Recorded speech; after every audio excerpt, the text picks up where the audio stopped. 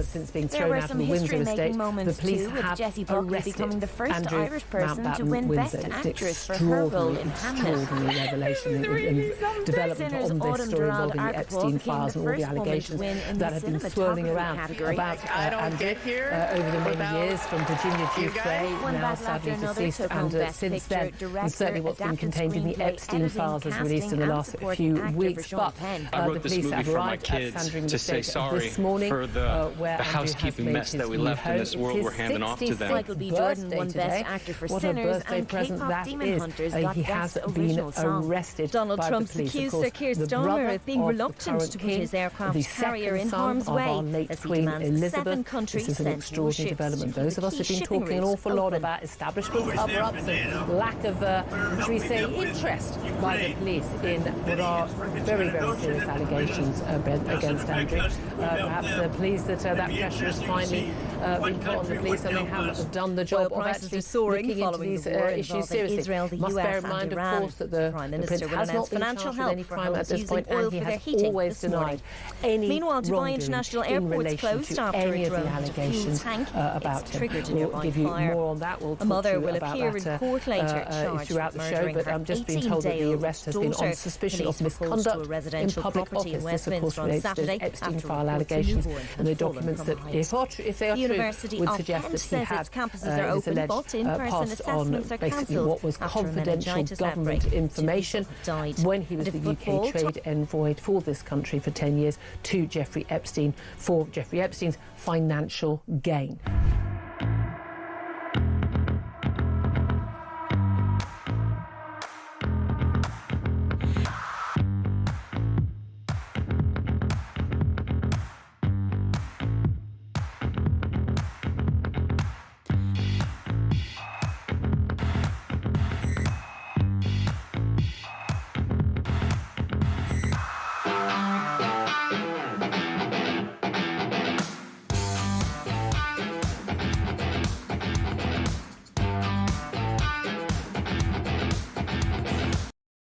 Across the UK, on DAB+, on YouTube, on your mobile, and on your side. This is Talk.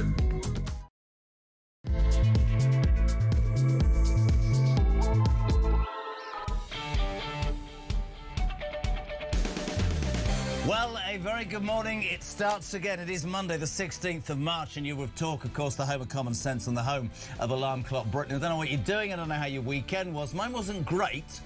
Kids had their jabs on Friday, so I've got a buggered ankle, and I've spent yesterday hobbling around clearing up sick. So being here is an absolute joy. I don't know what you're doing. You're just returning from the night shift, trying to get the kids ready, just struggling out of bed, already in the traffic jam. This show is about you and your views of the news. 0344 499 1000. It's the only number you need, by the way. Tommy here. Damien's gone AWOL, probably at some dodgy party somewhere. Anyway, listen, leave a voice note for Christian. He's got this thing in his head. He likes them early.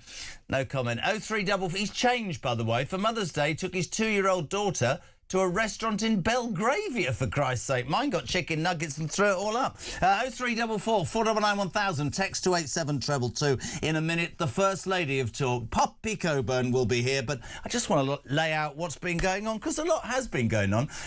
Let's start with Starmer, because genuinely I mean this.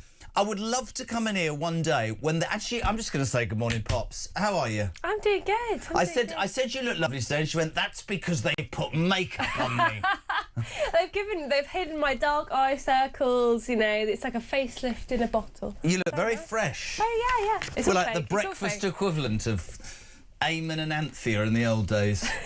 No. No. Not really. No. Not happening? No. Too young for that. Too young. Listen, can we talk, Stummer? Because genuinely, you know this about me. I want to come in one day. Look at her face. I want to come in one day and just be like, yes. He's gone. No, well, yes, probably. Or just doesn't know. I mean, tell me if I'm getting this wrong. Love him or loathe him. Donald Trump, the Straits of Hormuz is this bit of waterway in the Middle East, and through that waterway goes all the boats with all the oil, right? And all the energy, the gas and everything that all of us in the world need to have to keep going, yeah?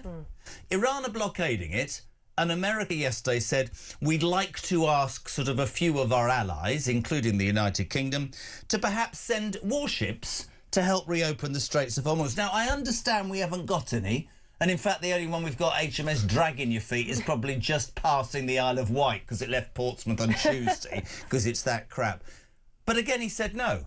And yet at the same time, right, he said that he's going to have a press conference this morning where he's going to set out his government's support for energy bills. I want to ask you this, unless I'm missing the point, Poppy and the United Kingdom, why doesn't he just drill in the bloody North Sea and then we wouldn't have the energy bills we've got, right? That is spot on. I mean, look, Keir Starmer can't stop what Donald Trump wants to do with foreign policy, but it is your responsibility, if you are the leader of an independent country, to have an independent energy policy. Yeah. And this is what I find so frustrating about Keir Starmer, because Ed Miliband for the last week has been strutting around going, well, it looks like I was right all along, because fossil fuels are clearly so unreliable. A good thing we have our renewable energy. Now, of course, renewable energy is not enough to keep the lights on in this country, which we know very well. Every single winter now we have a question of whether or not we're going to have blackouts. Absolutely. Because of intermittency problems. We are not a very sunny country, so solar power doesn't work well, and wind power is just not a reliable form of energy production. So what do? When there's an emergency situation where the oil price is spiralling around the world and demand is shot up from everyone, why do we not go to the North Sea when we know that's what it's there for, even if you don't want to use it all the time? But it's like it's like a deposit in the bank. So yesterday, Trevor Phillips, Ed Miliband, whose eco-crusade, by the way, has been dubbed a monumental act of political self-harm, here, in The Guardian. This is him being asked by Trevor Phillips on Sky about North Sea drilling. Take it away. New drilling in the North Sea will not take a penny off people's bills. It's not just me. Just a second. It's not just me. It's not just. No, but it's which you're doing. No. Hang on a minute. It's hang on a minute. It's really important that we have this discussion because some people want to go around and pretend that if we drilled more, prices would go down. That is totally false. I don't believe the man, and I'm not even being rude, because I don't understand if you've got a better idea than me. 0344 499 1000. If I owe 120 billion quid and I'm having to borrow that or pay interest on that, and I've got it somewhere in my house, that's what I do. He's lying. Well, all you have to do is lying. Look to the Americans, OK? America, about a decade ago, decided it wanted to be energy independent because it had, obviously, these long-term plans for what it wanted to do against China and artificial intelligence. So what does it do? It starts fracking. It's got a lot of North Sea shale gas that it has easy access to within its own continental boundaries. And now it has energy that's basically too cheap to meter. Now, obviously, when there's an incident like what's happening in Iran, that's going to put the oil price up. That's going to have knock-on effects. But generally, America has very, very cheap energy, not just for consumers, but for industrial producers as well, which is why their economy is growing like gangbusters, and why ours is, I think in January we had, what was that, 0% growth? Nothing happened. It was as flat as a fart. Because we are losing our industries all the time. If they're high energy intensive, I mean, even Denbury pottery, that's gone down recently. It's really high energy intensive. It can't afford industrial energy costs. I'm not making it personal, but he is one of those people, Ed Miliband, you can't even have a discussion with. He is utterly convinced that spending £800 billion... The truth of the matter is, whoever you are, right, whether you agree with sending ships to the Strait of Hormuz, I actually do, because I think that waterway is very important. You might disagree, 0344 499 1000, but here's the thing, right? Here is the real thing.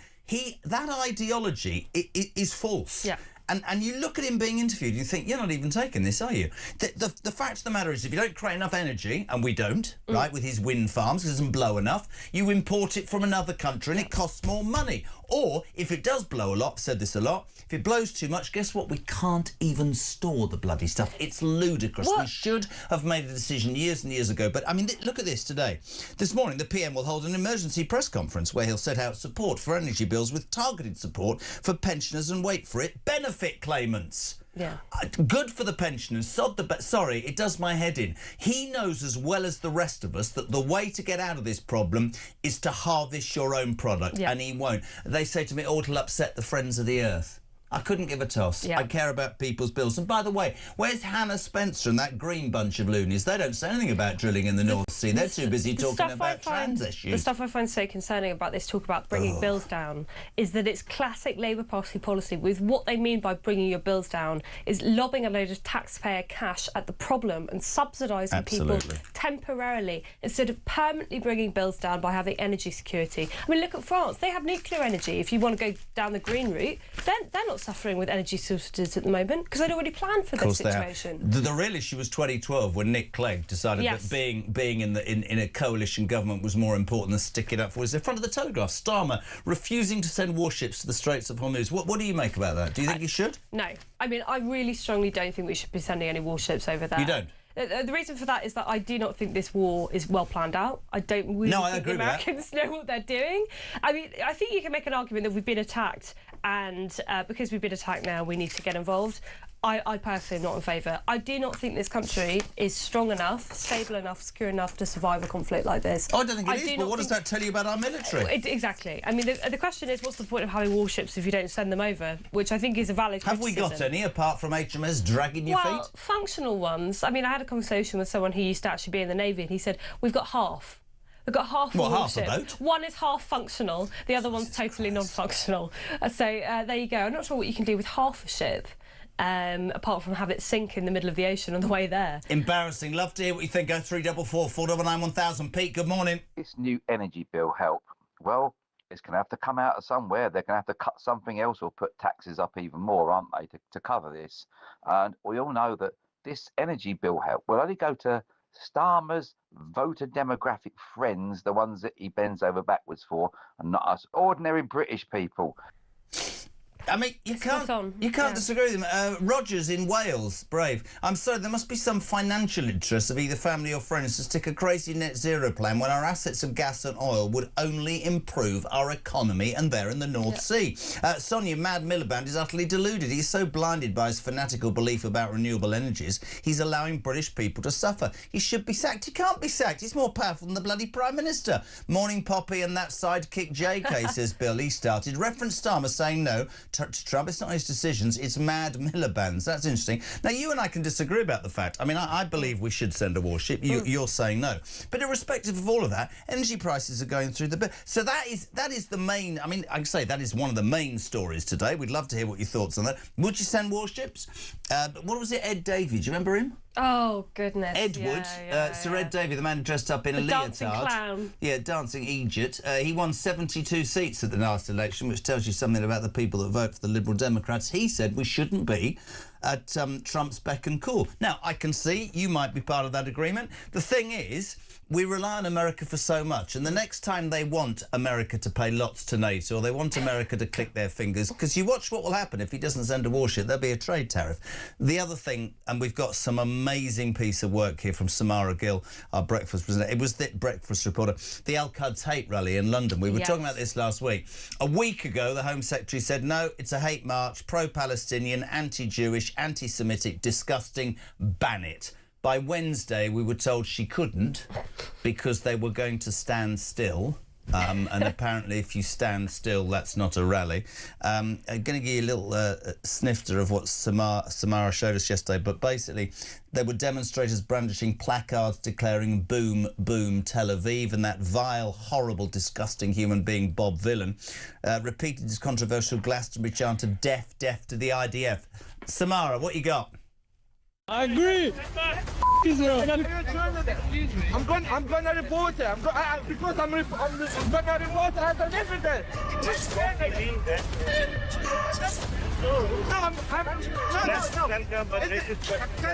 We've got someone getting taken into the back of a van there. We've got people now surrounding. They've broken out of the static protest, kicking off over there. We've got an arrest taking place.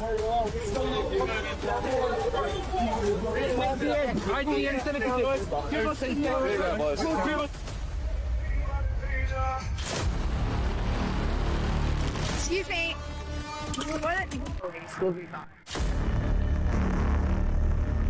So people with hello, she's swearing. People with pictures of the Ayatollah Khomeini, complete support. People burning Jewish flags. People, Bob Villan repeating his controversial Glastonbury chant, "Death, death to the IDF." This is on the streets of the United Kingdom, and this morning, pathetic. This does my head in. The Met Police say they are now investigating. They should have dragged those people off that street. You know this. Do you know? Samara, we're here at 7:20, right? It's so one way, isn't it? Can you imagine? You can't walk with a British flag. If you walk with a Union Jack or a St George, you'd have been in that police van and in the nick by now. Why are we kissing the backside of this terrible stuff? My question is, why are these people here? Why have we got pro-Iranian regime people living in London? Well, why do you think? There you go. Open borders, probably. Well, I'm sure they'd probably come over here as refugees and we've given them, granted them asylum, despite the fact they support the regime. So God knows why they've actually managed to come. And it's a bit like Miliband. If you said to one of those people, what, so you support a man that kills 30,000 of his own people, that sponsors terrorism, do you want to go to Manchester, and I'll keep saying this, and talk to the parents whose kids were blown to smithereens by the regime financing bombers? What would you say? And they go, oh, and they're allowed to be anti-Semitic on our streets. Yeah, well, and actually the anti-Semitism stuff is very important. You could see as part of a video of that package, there was a sign that said World War Epstein. I know a reporter who was there yesterday and was saying that it was just absolutely covered in posters and signs that were linking it to Jeffrey Epstein and Jewish well control. I mean, it's really nasty conspiratorial stuff, and of course the police just stand there. I swear to God, I will stick up for the Jewish community from now to the end of my broadcasting day. It just infuriates me. I've said it again and again. I don't like any form of racism, but why in the name of God are they allowed to? Can you imagine if somebody set fire to a Palestinian flag or somebody? I mean, it's disgusting. They'd be attacked. They'd be attacked. What is happening? Genuinely, I know I sound like my dad who's dead. What is happening to our country, seriously, that there's no balance, that common sense and fairness has gone out the window, that's allowed? I'd have sent the police and I'd have rounded them people up and put them in the nick. Well, I think it's soft touch. That's the problem. It's soft touch Britain. The only positive, I think, that's come out of that rally, march, whatever you want to call it, is that across the river there was a counter demo, and the counter demo was made up of people shouting out, you know, the Khomeini's dead, up the Shah, and they were dancing, they were laughing, and they were mocking these idiots. And I do think that's quite wonderful. Were there a lot of them? Many more than people who were actually at the Al-Quds Day march. And they'll all be labelled far right. I'm sure they will. I'm sure they will. And they were saying, like, "Thank you, Israel." You know, it was everything that these people did not want to hear. And I just think that was wonderful. I think the Sun's got this absolutely... listen, yeah. Thousands join London demo for the Ayatollahs, page 4 and 5 of the Sun. Iran's useful idiots. MP savage pro-Mullah mob. Deaf to the IDF chants villain. Explain to me why that Bob Villan hasn't been arrested right now. When somebody... Lucy Connolly can be arrested for words that I didn't agree with. 6 armed police arrived. Why isn't that piece of scum taken off the streets? My favourite is when the police said that they were dropping the investigation because there was a lack of evidence. He was on the Glastonbury stage. Was left for 5 hours streaming on a BBC, honestly. I think he was seen by about 1 million people. There was a lack of evidence. Could you not talk to some people in the crowd and ask them what he said? See, you're waking up to myself and Poppy Coburn, which is a thought. Now, 0344 499 1000. First of all, Trump says, send me some warships to clear the Straits of Hormuz. I think yes, Poppy says no, but that's not the point. On the basis of the fact that this is going to destroy oil prices and ruin your energy bills, no, we're not going to do that. We're not going to... Starmer's not having that. He's going to have a press conference this morning where he's going to help set out support for pensioners, very good, and benefit claimants. Quite where he's going to get the money from when he's got a net zero secretary in Ed Miliband who's... Even The Guardian said his eco-crusade is a monumental act of political self-harm. He's not interested. He's not interested at all. We've got 120,000 trillion billion quid's worth of oil and gas under the North Sea, but we're not going to drill because it might upset the friends of the earth or a few fish. Yeah. Honestly... that's beyond me. I'd love to know what you think about that. Lee, good morning. Morning, Poppy. Morning, Jesse. Lee and his fan from Scarborough, veteran. Oh, my God. What is that man on? Ed Millipede. Which planet did he land on? Drill, baby, drill. Let's get it out. For God's sake, somebody use the common sense.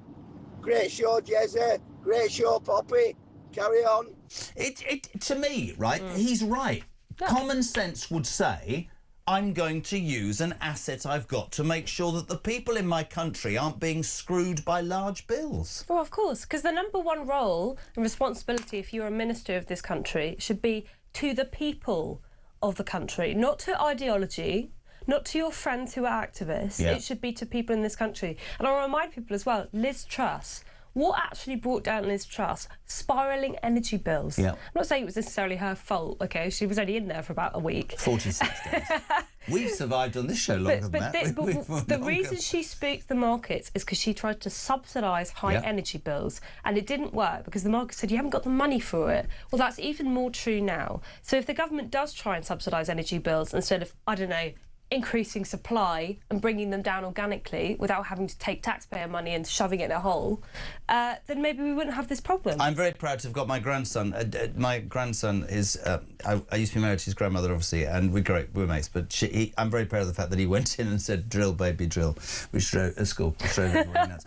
Steve in Northants, we should send warships to help police the Straits of Hormuz. Patently obvious. He thinks that. Other people don't. Susan, morning, Jess. And Pops, Norway, drill for oil in the North Sea. Are we supposed to believe that they don't use any of it for their own people? Of course not. If Miliband had the will, it could be used for Britain. Why do they insist? Why do these politicians insist on thinking we're stupid? Morning to Joanna in Salisbury. Jez, Pops, I can see what Miliband says, that world prices will determine how much we pay for oil, but we have some on tap instead of panicking and saying we haven't got any. Mike, morning you two. Oil is not only used for fuel but also fertiliser, plastics, pharmaceuticals and thousands of other products. Mike in Newcastle. Tim Holman, good morning, Tim. What happened to GB Energy? Another total waste of money. Tim in Taunton. Do you remember GB Energy? I do remember. It doesn't exist. Well, yeah, but there's a bloke called Jürgen on 400 grand a year that ran it. We haven't heard from Jürgen. Where is Jürgen and GB Energy? Well, it reminds me of NHS England. If there's anything that's got the country's name in it, you know it's going to be rubbish. Yeah, GB Energy was supposed to be the day one plan that Labour instituted that was going to bring all our energy bills down. Well, last time I checked, they haven't actually managed to do anything. Have they been set up? Yeah, it's been set up. It's an organisation, but for what it actually does, I cannot tell you. Mark's very good on the buttons. He said we've all been set up by this government, which is absolutely true. I do think, though, and I know maybe there is a way out of today. Christian, I hadn't thought about this till we came on air. Maybe today isn't about trying to destroy Keir Starmer. Maybe it's about telling people the truth repeatedly, what a complete and utter lying idiot Ed Miliband is. He's dangerous. He is a seriously dangerous man. You know, I've been saying this for months now. He is much more competent than Keir Starmer is. He is loved by people within the Labour Party. I believe that he will be our Prime Minister. No! I do. I really do. Breaking news. Breaking news at 6:22. We found a clip. Jürgen, Jürgen Mayer is head of GB Energy. Why did I say that? We don't know where it's based. We don't know if it exists. We know he's getting 400 grand a year. This was him.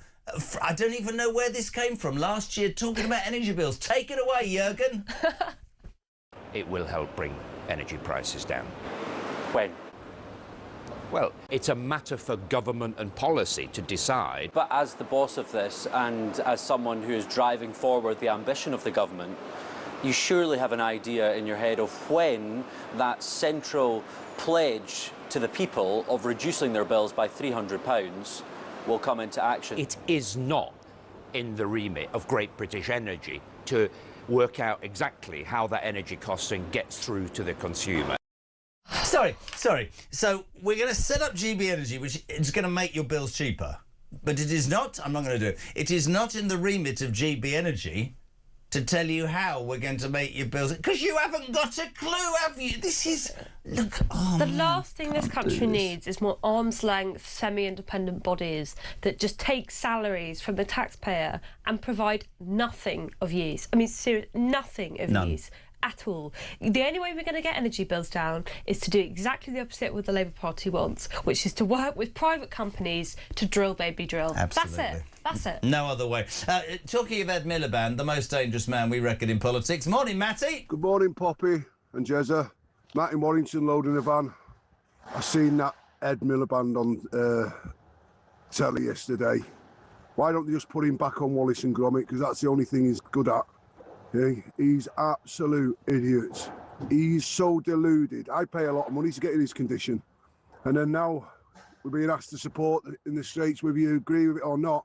we should support. But hey ho, we've got no ships that'll run our aircraft carriers. I think there's only one out of the two working. The other one's got no planes, got no staff, got no fuel. It's embarrassing. I'm embarrassed to be British. I'm embarrassed at this government. I'm embarrassed that we can't supply our own oil when we've got our own oil fields because of sloopy Labour government and Green parties. I'm sick of it. Every day is something else. Anyway, carry on. Great show. Bye.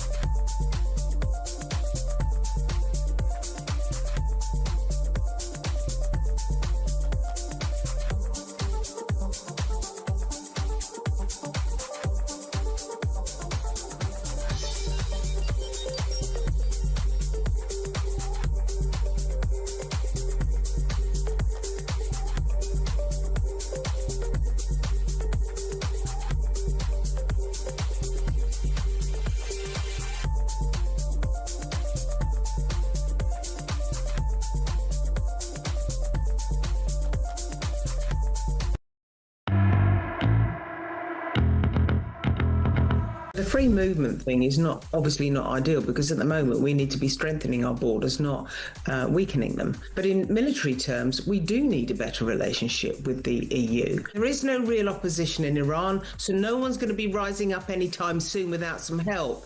And President Trump, we can see, is now asking for help from Europe in dealing with this situation, particularly the UK for help. And we're not going to be able to do this unless we are co-joined in some meaningful way militarily with the EU. Across the UK, on DAB+, on YouTube, on your mobile, and on your side. This is Talk. Welcome back, 6:28. It is Monday morning, the 16th of March. You're very welcome. This is Talk Breakfast, the home of common sense and the home of Alarm Clock Brits. Jez and Pops looking at the papers, and listen, whatever you're waking up to, there's two main stories in town.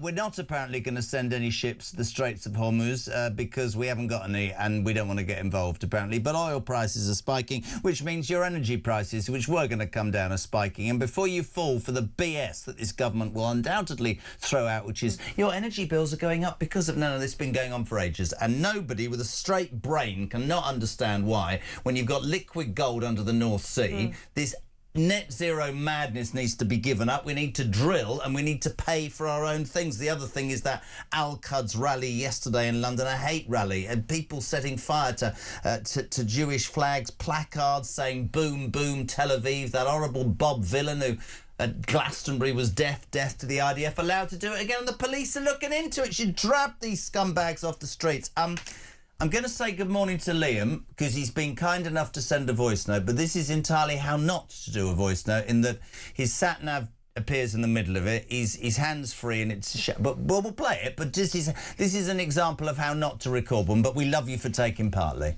Morning, Jeremy. Liam from Kent. Let's be honest, Winston Churchill stopped the Germans, Margaret Thatcher wouldn't have the Argentinians kicking off, and Keir Starmer's doing the complete opposite industry, because let's be honest, no one's meant after 1.4 miles, take the exit 17. And let's be honest, no lorries, no livelihoods for people. I love that. That's how not to. But nice of him to be involved. Pops, there's another... people will keep throwing that. Morning.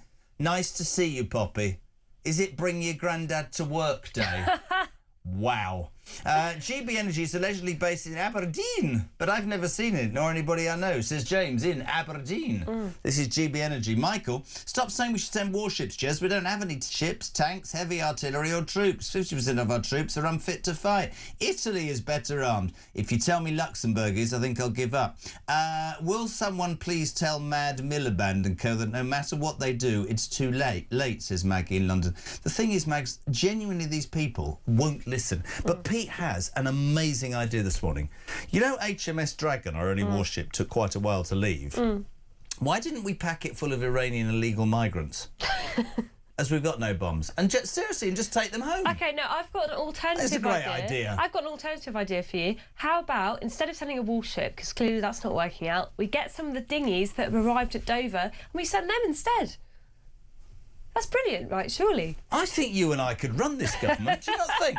Now, there's a couple of stories. We keep those two. The Al-Quds rally, we've got that great piece from Samara later, and also your thoughts on the energy crisis, and really, really happy. But there's two stories as well that really, really need talking about. The first is on page 12 of the Mail. Poppy is chomping at the bit. The Guardian... has been accused of anti-Semitism when it described the opening of a Gales bakery as an act of heavy-handed high street aggression against a Palestinian cafe nearby. Gales, many, many moons ago, was set up by an Israeli, right? Yes. We've now got to the point where this country's left-wing newspaper, if a Gales bakery gets set up because it's got Jewish connections, Israeli connections, apparently that's anti-Semitic. But not a word by the bloody Guardian about people in the high streets of London yesterday burning flags, burning Israeli flags and shouting death, death to the IDF. Can't have it. Just unbelievable. It is an incredibly weird story. I read it and my jaw was hanging open. I was like, why would anyone write this and how did the newspaper print it? It is outrageous. I mean, so there's this Palestinian-owned cafe on this road and there have been protests outside of a Gales which opened up.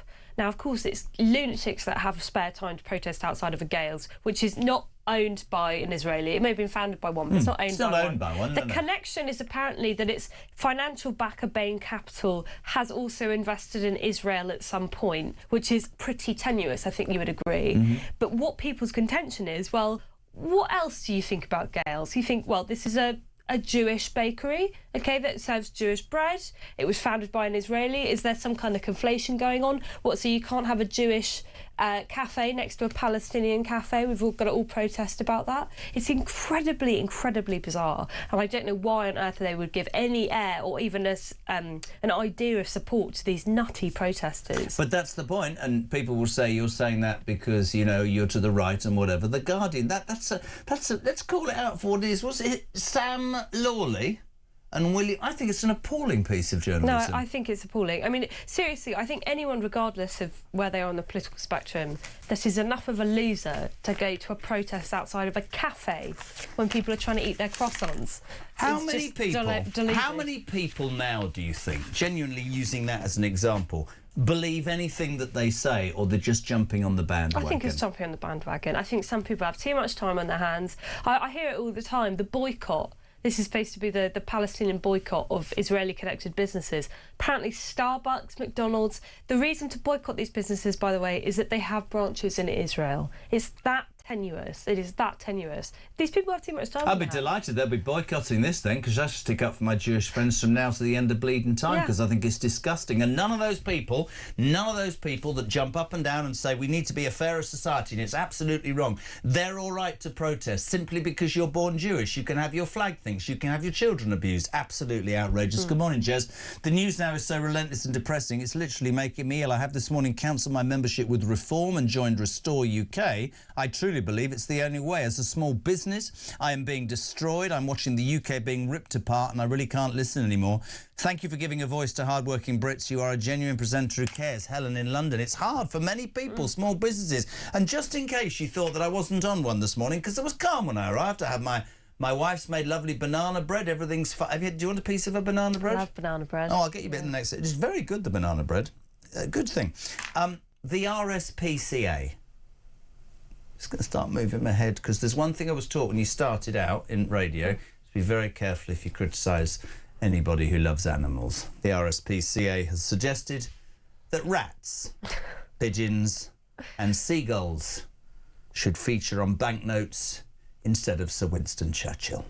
I mean, that really is... We will fight the rats on the beaches. What? Yeah, I mean, does anyone think they're going to have a sense of great national pride? I hate this idea in the first place, by the way. I don't think we should have animals and banknotes. I think it makes us look silly, like we're doing Monopoly money. But of all the animals to have, I wouldn't mind maybe a lion, you know, a lion and the unicorn. No, you can't, because that would be racist, because that would be the sign of Great Britain. Fat, powerful. We should be apologists. We should be a little rat, like a little stinky, gross rat with a long tail. Apparently. I would just have a rat with Starmer's head on it. Well, that would be quite funny, to be fair. This is all about, apparently, Winston... My 22-year-old said this to me. You don't understand. At university, we all know that Sir Winston Churchill was a racist. And I get really angry and say, you'd be German, and then we don't talk for a week. Yeah, well, I was going to say, you should have seen the guy he was fighting against if you want to talk about racism. It's just extraordinary, isn't it? So, what should we have on our banknotes? I mean, what's wrong with Sir Winston Churchill? What's wrong with... I don't understand. Look, I accept that what we do with banknotes is that we change out national heroes. That we used to have Shakespeare on a banknote, and I think he got filtered out and replaced with someone like Winston Churchill. Fine. I don't mind having great British heroes on our banknotes. I think it's good. I think it educates people. I don't think it should be political. Roland Rat's just been pointed out to me was a national hero. Is that why we're doing rats? No, real national heroes as opposed to cartoon animals or puppets, etc. And what do seagulls do apart from nick your bacon roll and on your head? No one's ever been inspired by a seagull. They might have been inspired maybe just to throw dumped on by a seagull. Yeah. Have you ever been pooed on by a seagull? I have. Yeah. I have. Yeah. Who hasn't? Lucky. It happened to me when I was a boy. My mother said, that's very good luck. I thought, you try wiping this stuff out your hair. It happened to me when I was young as well. It happened to me at school. I cried my eyes out. It was very embarrassing. Why was there a seagull at school? Because we were outside in the playground. It wasn't in the building. Were you by the seaside? Yeah, I grew up in Malden, in Essex. Oh, that's lovely. This is stories we're learning. Yeah. Should we do a thing this morning? What do you think should be on the banknote? If it's not Winston Churchill, should it be a rat? What is the RSPCA? Have they gone all woke as well? Is it not woke? Is it just madness? I don't think I'm going to like rats anymore if I see one on a banknote, to be honest with you. I'm not sure that's going to make me feel any friendlier towards if I see a rat running through the streets of London. What next, a cockroach? I mean, that's just bloody ludicrous, isn't it? I don't know. Let's put a monkey on. Can't say that. The whole thing is utterly ludicrous. The RSPCA, rats, pigeons and seagulls should replace Winston Churchill. We'd like your suggestions, 87222. I think Poppy should go on the front. Cindy, good morning. Good morning, Jeremy. Good morning, Poppy. It's Cindy in Michigan. What is going on? You need energy? Drill, baby, drill. Ed Miliband needs to be banned or just, I don't know, taken away somewhere.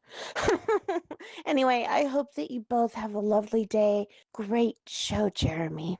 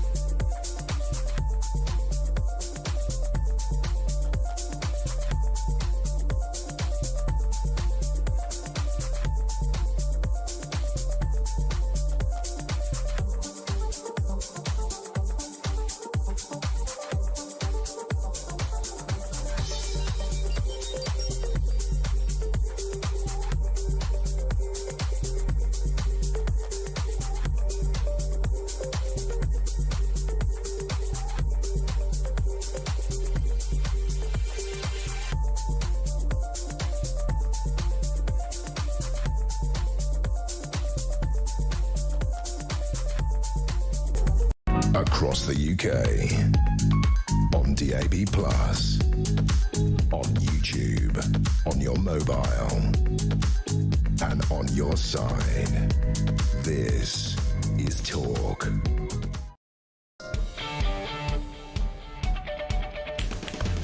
Welcome back, 20 to 7. You were Talk Breakfast. It's the home of common sense and the home of Alarm Clock Brits. And the wonderful Poppy Coburn is here.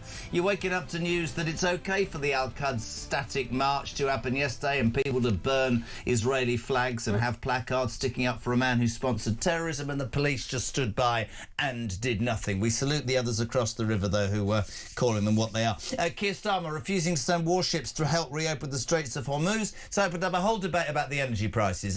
This government came to power saying we are going to drop your bills by £300. Unlike all their other promises that turned out not to be true. It's not true at all, is it? You're also waking up to the news. Well, Ed Miliband, nut job supreme, his eco crusade. This is by The Guardian. It's the only good Guardian thing that's ever been written. It's been dubbed a monumental act of political self-harm. You're also waking up to the news that the RSPCA has said that rats, pigeons and seagulls would be more preferable on the front of a banknote than the late, great Sir Winston Churchill. Morning, Rich. Morning, Jezza. Just tuned in to hear they're putting rats on banknotes. If I've got to pay for something and look at Starmer's face, mate, all I can say is bring on digital currency. I think he's just tuned in and thought that when I said rats, it means Sir Keir Starmer. No, mate. The RSPCA... well, it could be a rat with his head. That's genuinely what the RSPCA want. Yeah. You're not happy about this? No, I'm sorry, it's pathetic. What do people think when they come to the UK, when they try and pay for something with their British money and they look down and they see a rat or a seagull? They think we've lost our minds. They think we've gone completely cuckoo. Brilliant. So, Jess, we have nothing to offer Trump to defend the oil tankers, says Keith. Could you imagine what would have happened if this idiot was in charge when Argentina invaded the Falklands? But I will say, and this is not defending Starmer, this is having a go at the last 20 years of governments. Everybody's cut defence to the fact that we've got nothing. But he doesn't want to do that. That's his business. Paul Wilson, or Willison. Morning, Pops, and sorry I've forgotten. It's nice, isn't it? Wouldn't even line a rabbit hutch with The Guardian. Absolute tripe. Darren Pollen. What a name. Do you think he... No. Don't even go there. He's got Del Boy on the front of the £50 note. No? That's pretty good. That's not bad. Yeah, that's much better than a pigeon. Yes, Margaret says I'd rather have wildlife on a banknote instead of Mayor Khan. Is Sadiq Khan going to be on the front? No. If Sadiq Khan tries to go on a banknote, we're going to have to riot. I think the note should feature Jeremy, Poppy, and also that Isabel Oakeshott too. I bet Tice would love collecting the Isabel ones. Where's Jesus Christ? Where's that come from? Richard's not known to have a few quid, is he? Jez, you missed the point completely. This RSPCA announcement: rats, pigeons and seagulls are vermin. Did you miss this? Maybe this is an early April Fool. Great show, Johnny from up north. Turn right at Aberdeen. Hello, Jez and Poppy, says Crystal. Let's make everybody happy. How about Winston Churchill stroking a cat? Get your head out of the gutter, Kyle. Winston, it's like the Bond film, isn't it? Mr. Bond, we'll see you now. Do you like that? Well, see, I had a great animal... that with me, Anne? I had a great animal themed one. I thought it should have been that awful lefty lawyer, Jolyon Magnum, with his kimono and his cricket bat hitting the fox. Do you remember that famous story? Yes, that's brilliant. That's one of my favourites. So what do you make of it all, my friends? Banknotes, I'm not missing the point at all. The RSPCA, they might be vermin, rats, pigeons and seagulls, but what should we not be... This is all part of, surely, if we're being honest, we're not allowed to be nationalistic and proud of this country and what we've achieved and all those sorts of things. We've turned into a bunch of sad apologists. The other story, which is awful, and we're going to keep doing it, The Guardian has been accused of using anti-Semitic tropes to describe the opening of a Gale's bakery as an act of heavy-handed high street aggression against a Palestinian cafe that's down the road. Yeah, I mean, this story is just absolutely ridiculous. I wonder if it was a slow news day for them at The Guardian that they decided to send a reporter out to investigate. Are you a bit like I am? Like, there's about as much chance of me ever working for the BBC as there is of me, you know, I don't know. I'm going to say something wrong. None of it makes any sense. No. Something tells me I wouldn't really get through the job interview stage. I was a bit like that with the BBC. Yeah. I once met somebody from BBC and he looked at me as if I'd gone into his house on Christmas Day and hit his kids in the face. Honestly, it was unbelievable. Sarah Bird Now, she might well have an eye. If we have to replace Churchill now, how about bringing back our late Queen? I don't think that's going to work, Sarah. I think a lot of people are up in arms, unfortunately, about the royals. More of that coming up, by the way. There's been loads of stuff in just to take Rupert Bell. Have we got Belly out of bed? Nice. Good morning, JK. Absolutely bloody furious again. I seriously don't know how much more we can take if Stalin and his utterly stupid and humiliating Labour Party continue to rule us. He is isolating us from our allies. Rachel Thieves is lying that all is rosy when we're skint. Crazy bacon butty muncher Milliprat is bankrupting us with pointless and bonkers net zero idiocy. The list goes on and on. Sean in Gloucester's not... I like that. Crazy bacon butty muncher Milliprat. That is brilliant. That is got to be the best nickname. I don't think you can top that one. I think people might think, what are we talking about? Years ago when he was the leader of the Labour Party and he was running a general election campaign, he stopped in a cafe and he tried to eat a bacon sandwich. Have we got the picture of him? We'll do it somewhere. It's absolutely unbelievable. It's like fantastic. It's gone up both nostrils and he's missed his mouth. It's utterly unbelievable. It's like watching a Martian who's come to the Earth for the first time trying to eat a sandwich. It is absolutely like a thing. Hold on a second. Sorry, I have to say, bless her, little Rissy wasn't well overnight, and Vic's just letting me know she's taking to the doctors. She had her jabs. I hope you're all right, sweetheart. And you, Ollie Bolly. Good morning, Douglas. Morning, Jezza and Poppy. This is Dougie from Bognor. I think this Miliband is a really clever person. I think what he's saying about renewable energy, a lot of it is an act. It keeps his job. He probably will be our next Prime Minister, and God forbid. If he was serious about renewable energy, he would actually build the infrastructure to store and move the energy around the country. It's all very well putting up windmills, but you've got to have the storage, etc. Anyway, have a great day. Cheers.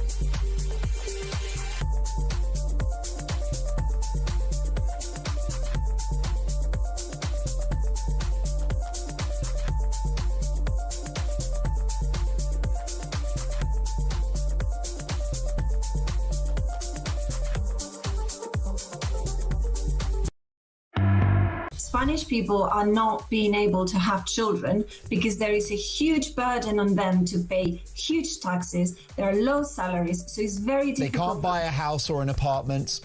Absolutely. This population that is coming in, they're taking over the welfare system. So housing goes to them. They have priority for benefits. Just last week, there was a royal decree that came out where anyone, legal or illegal, will be able to enjoy free healthcare. Across the UK, on DAB+, on YouTube, on your mobile, and on your side. This is Talk. Welcome back, Alarm Clock Brits. What I love about your involvement in this show is we can talk about the Straits of Hormuz, we can talk about energy, we can talk about the problems yesterday with the Al-Quds rally, but your brains have been focused on the news that the RSPCA, God rest them, nearly, has said that rats, pigeons and seagulls should feature on the front of banknotes instead of Sir Winston Churchill. Morning, Casa. Good morning, Jezza, and good morning, Poppy. Did you know that pigeons got most medals for animals in World War I and II? So does she need some throat lozenges or something, or is she just... that's either 40 senior service in a bottle of whiskey, or she's got a cold. She's got a good point, though. That is true. I completely forgot pigeons were used during the World War.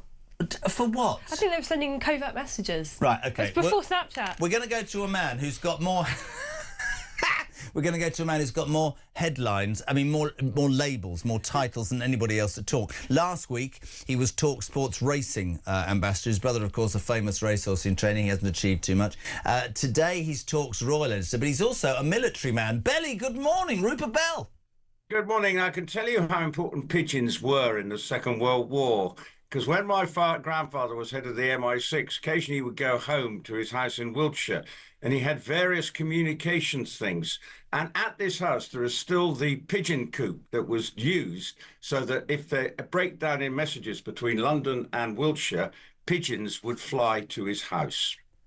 Brilliant. Sorry, can I just... I'm slightly thrown off by the fact that you look like... Are you dead? Because I feel like I'm speaking I'll tell you. You look like you're a ghost, man. He's that pale. He's dead. Well, I'll tell you what it is. The sun is beating in through my window and my lighting arrangements are not up to speed. So no. I can rest assured that I'm not dead. You may wish me, but... No, I never would. I was just thinking to myself, yet another example of how you failed so miserably in your life. Your grandfather ran MI6. Your son's a broadcasting legend on television. Your brother is the Queen's Royal Horse Trainer, and you're talking to me at 7:15. How are you, mate? Well, coughing. Let's talk royals. I picked up on this story literally to Christian sort of Saturday. Yeah. Big thing in the Daily Mail that Queen Camilla told her friends, or a friend, when Harry started dating that vile woman, Meghan Markle, that she'd brainwashed Harry. This is what is said in a new book by Tom Bauer, who's going to be on the show later this week. I don't think that is probably anything different than most of us believe, is it? I think it's confirming what all the rumours that are out there. It's yet another... There were a lot of people who were aware that Harry many people thought Harry was not suitable for Meghan or vice versa. And because, as William said, that it was moving too fast, didn't give it time, and people were very suspicious of what was going on here. And Camilla, I think, is just, in this book, verbalising what many people think. And Harry's lost many of his friends because she wanted to control everything about his life. And I think that's the problem. It's only confirmation of what we've heard over the years about what people of Harry's circles of friends. And that's why he cuts quite a lonely figure when you think he's in California. I hear his friends are not overly welcome to go and stay there. He's got a small group of, maybe her friends. But when you think there's quite a large expat community in California of Brits, maybe reasonably similar backgrounds, no one's going to be like a prince, but you know what I mean. Yeah. They don't even get in touch with him because there is a strong expatriate British community over there. And I know for a fact that they don't reach out to him, and we vice versa, because she's got total control over him. I said this from day one. I used the word something whipped. I think this is a spot-on story, and I think it's only going to end one way. Just also, to be honest, Andrew Loney, I saw you on another show as well talking about this, that this whole Andrew Mountbatten-Windsor thing, which just gets worse and worse by the day, rightly has sort of involved Fergie, but the daughters are also a bit, because I haven't spoken to you about this. I missed you last week at Cheltenham, but I remember initially when this story broke saying, what a vile woman Fergie is, taking her daughters to see Epstein in New York when they were 6 and 8. They were 18 and 20, and a lot is being said now that they are as implicated as their parents. Apparently, according to insiders, Beatrice can't stop crying and Eugenie has her head in the sand. And the king, you might know more about this, is quietly distancing himself from Andrew's highly strung daughters, and things, we're told, could get a lot worse for them. Well, yes, and their parents' actions, they've been drawn into this. And if you think about it, Fergie encouraged them to go there. So, and but why didn't they say no at 20, Belly? You'd know if somebody was a convicted paedophile, you wouldn't go. It's quite, yes. Most of us would think, well, what the heck's going on here? But, you know, maybe there was pressure from mum or whatever, you know, because if you read those emails, she was desperate. Yeah. And it was almost like her children were a means to an end in this case. So there is I have a degree of sympathy, but, you know, they can't, it's the parents who've made the mistakes ultimately. If they've been drawn into it, it's going to be very difficult for the king to completely distance them from themselves. But it will be, for them, that's Beatrice and Eugenie, well, very hard on them. But it's as a result of their parents' actions. Well, Loney will say that they've had money, they've used contacts in the Middle East, and that they are implicated. I don't know. Just quickly, because I'd love more time with you, but page 9 of the Mail today saying this proposed state visit by the king to America is becoming more and more problematic. Can you give us anything else on that, Belly?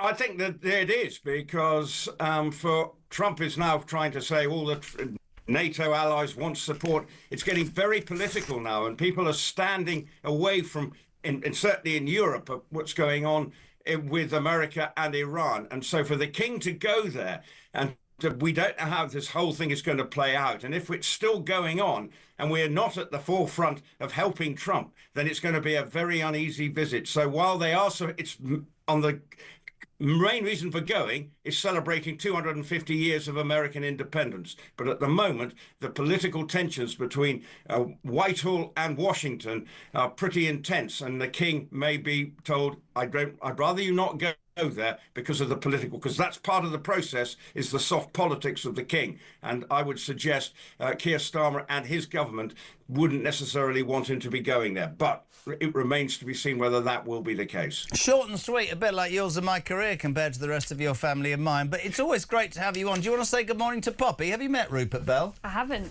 Rupert, what would you put on the front of a banknote? Because this man says, Neil, rather than having rats on our banknotes or Churchill, what about a true English rose, Poppy? Oh, my goodness. He's obviously deranged. What would you put on the front of it? You're an ex-military man. What would you do? Well, something to do with Britain. Shakespeare might be a good start. I don't know whether he already is, but I live near Stratford-upon-Avon. He used to be in the 90s. Yeah. Belly, you're a legend. Thank you very much indeed. Rupert Bell talks royal correspondent. So, couple of minutes just to get in. Yesterday, the Al-Quds rally, absolutely outrageous. Yeah. Yeah, it's a joke. First of all, the fact it wasn't even a rally or a march, it was a stationary protest. But it's okay for Bob Villan to go death, death, and for people to go boom, boom, Tel Aviv and burn Jewish flags. And the police, the Met Police, are investigating. Do you, like me, think they should have actually arrested these people on the spot? Well, what's the point of investigating? Well, we got it on video and they probably heard them say it. What is the point of them always saying this stuff? Great piece at 7:20, by the way. Don't go anywhere. Samara Gill was down there for us. Starmer refusing to send warships to the Straits of Hormuz. We disagree on that, but it does beg the whole question about energy, which is we've got it under the North Sea. We're about to see massive spikes in our energy bills because of the oil prices. But the truth of the matter is, and this is what they will do, especially Ed Miliband, he will say, your energy prices are screwed because of the war. It started long before that, didn't it? Yeah, it did. It did. This is... Unfortunately, this is what happens when there's no planning from successive governments for years and years and years. They kick the can down the road. And now we're stuck with Ed Miliband, who, as you pointed out, he is more secure in his position than anyone else in that cabinet at the moment. Good morning, Jez and Poppy. I'd be happy with a British bulldog on a banknote as long as it's wearing a top hat, a monocle and smoking a cigar, says Alan. Can you imagine the outrage? The Churchill from the adverts. Do you know my pet? Hey, Jess. Do I look like a Jess? Don't say a word. On banknotes, we should have our Poppy on them. I think she should be on the £20 banknote. Thank Richie in Mid-Sussex. Oh, very nice. You should respond and say, why am I not good enough to be on the old Nifty then, the old 50? What's the matter with you, Richie? Listen, thank you so much. Have I got to wait till Thursday for you to come back? Needy, I'm afraid. Have a great week. Thank you very much indeed. The wonderful Poppy Coburn, Deputy Content Editor at the Daily Telegraph. Mondays and Thursdays on Talk Breakfast, almost 7. We are coming back with Brendan O'Neill, that bit from Samara, who was at that Al-Quds march yesterday. We'll talk net zero, and Elon Levy as well will join us in the next hour. 0344 499 1000. Text to 87222. Do please start your message with the word talk. News at 7 is next on Talk Breakfast.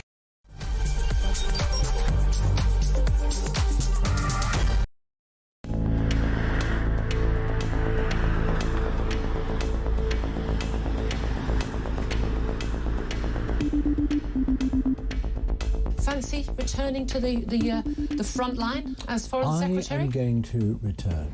I am going to return. To the people from whence I came. Hello, I'm Peter Mandelson, and I'm proud to serve as His Majesty's British Ambassador to the United States of America. I feel a tremendous sense, a profound sense of sympathy for those people, those women who suffered as a result of his behaviour and his illegal criminal activities. And secondly, I regret very, very deeply indeed carrying on that association with him for far longer than I should have done. The Ambassador has repeatedly expressed his deep regret for his association with him. He's right to do so. I have confidence in him, and he's playing an important role in the UK-US relationship. Mandy's out 4 decades and 3 scandals, or 3 that we know about. Guess what? Number 10 knew all about it. They knew that he lived in Jeffrey Epstein's flat. Mandelson resigned from the Labour Party late last night over the allegations of $75,000 set of payments to him from Epstein while he was business secretary, $10,000 to his now husband, a photo of him in his pants.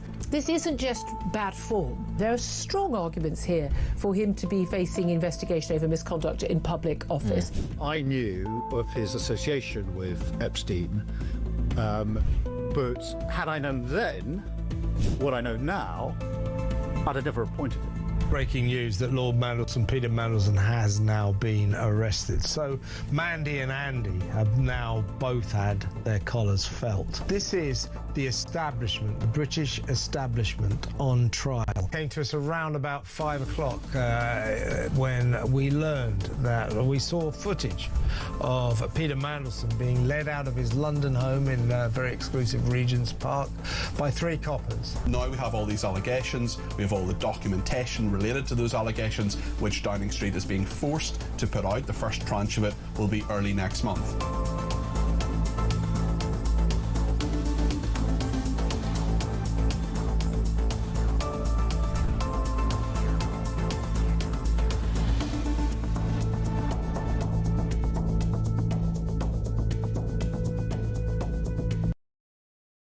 Across the UK, on DAB+, on YouTube, on your mobile, and on your side. This is Talk.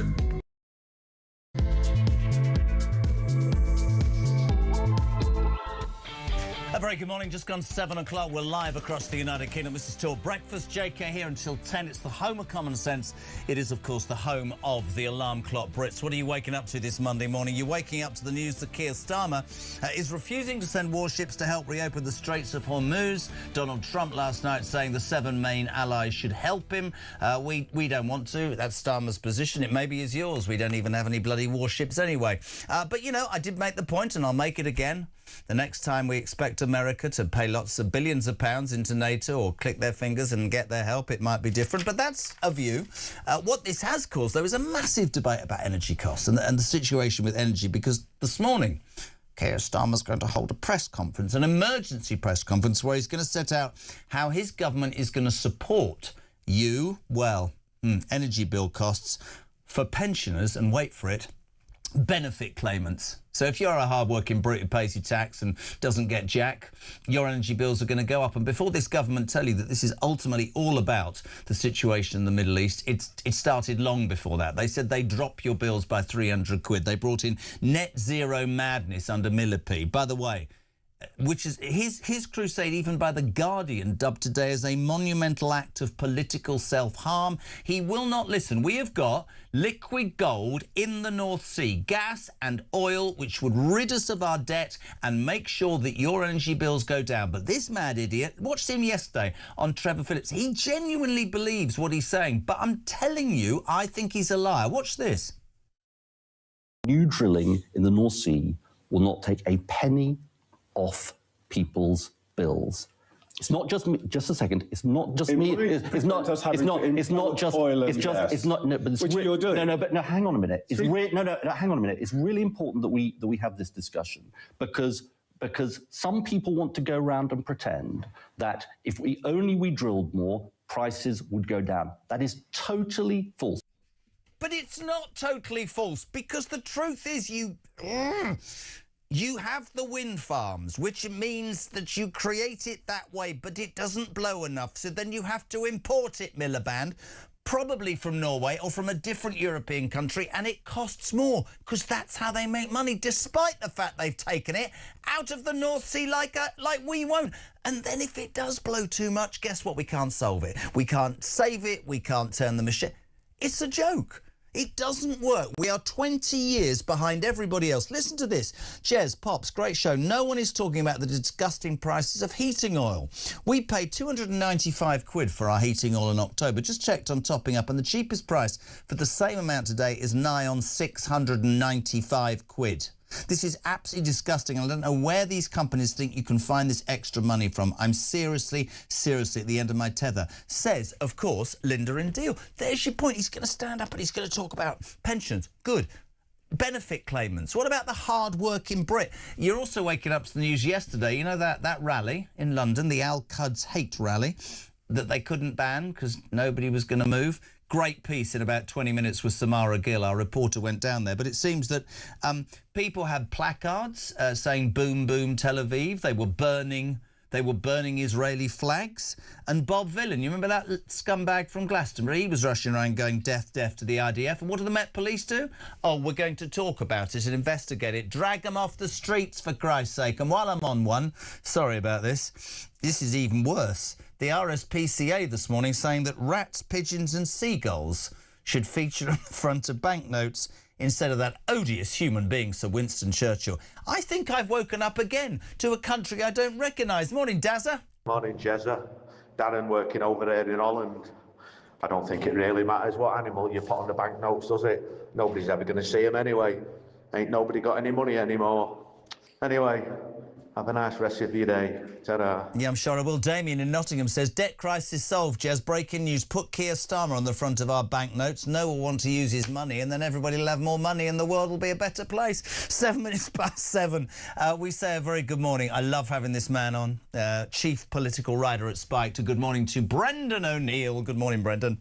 Hi, Jeremy. How you doing? Oh, I just... Oh, good. I feel like I need to go to therapy, buddy. We talk every week. I genuinely come in here and I want some positive news. I just don't understand it. Where do you start? Where do you stand on Starmer refuses sending ships to the Straits of Hormuz to help reopen the area through which all of our oil goes? Poppy doesn't agree with it. I do. But where do you stand on this? You know, there is a discussion to be had about how much we get dragged into this war. I accept both sides. I don't think that anyone who opposes this is appeasing Iran or anything like that. But I do think the thing I'm shocked by is just the extent to which our government is sitting this crisis out. They don't seem to have anything worthwhile to contribute, anything worthwhile to say. They don't want to take any action whatsoever, even though the Islamic Republic is clearly an enemy of the United Kingdom, just like it is an enemy of the Western world. And they're just not taking action or speaking clearly or telling us where they stand. So I think their refusal to do anything to assist in the Straits of Hormuz is probably indicative of a cowardly approach more broadly to this conflict. They don't seem to realize what's at stake which is the future of Iran, the future of energy, and the future of Israel, and they're not taking a serious role at all. If you then turn that on the energy crisis in this country, you and I both remember, because we talked about it, that one of Labour's many things that they said in their manifesto was that they would lower energy bills by £300. I think there was a situation a few weeks ago where he put out a tweet, didn't he, on X, Keir Starmer, saying, your bills are £70 cheap. They're not. They're actually more expensive. I mean, this has been proven. He was told that he was lying. I don't understand, and I never have been able to, this whole Ed Miliband eco-crusade, which was today, even by The Guardian, described as a monumental act of political self-harm. This ideology is bankrupting our country, is making people's bills go further. I know exactly what he'll do, by the way, because I think he's a liar. He'll say that the crisis right now in Iran and the Middle East is forcing up prices. No, it's happened before. And hard-working people are suffering, and it shows no sign of getting any better. But today, Starmer's going to stand up and tell benefit claimants how they can have cheaper bills. I don't understand why we don't just drill. It's, you know, we cannot let Ed Miliband get away with saying that the war in Iran is the cause of our energy crisis. Because I'll tell you what the cause of our energy crisis is. Ed Miliband and the entire cult of net zero that he is a very keen follower of. That is what has destroyed our domestic energy production. That is what is making our bills go through the roof. That is the reason we can't produce at home, even though we've got all this stuff in our sea, under our earth, that we could be digging up and exploiting and using for the benefit of the British people. But because of this posh death cult called net zero, we don't do any of that. And that leaves the country far more exposed to global shocks like the Iran war, because we are not independent energy-wise. We are dependent on other countries because we've screwed over our own resources by leaving them in the ground.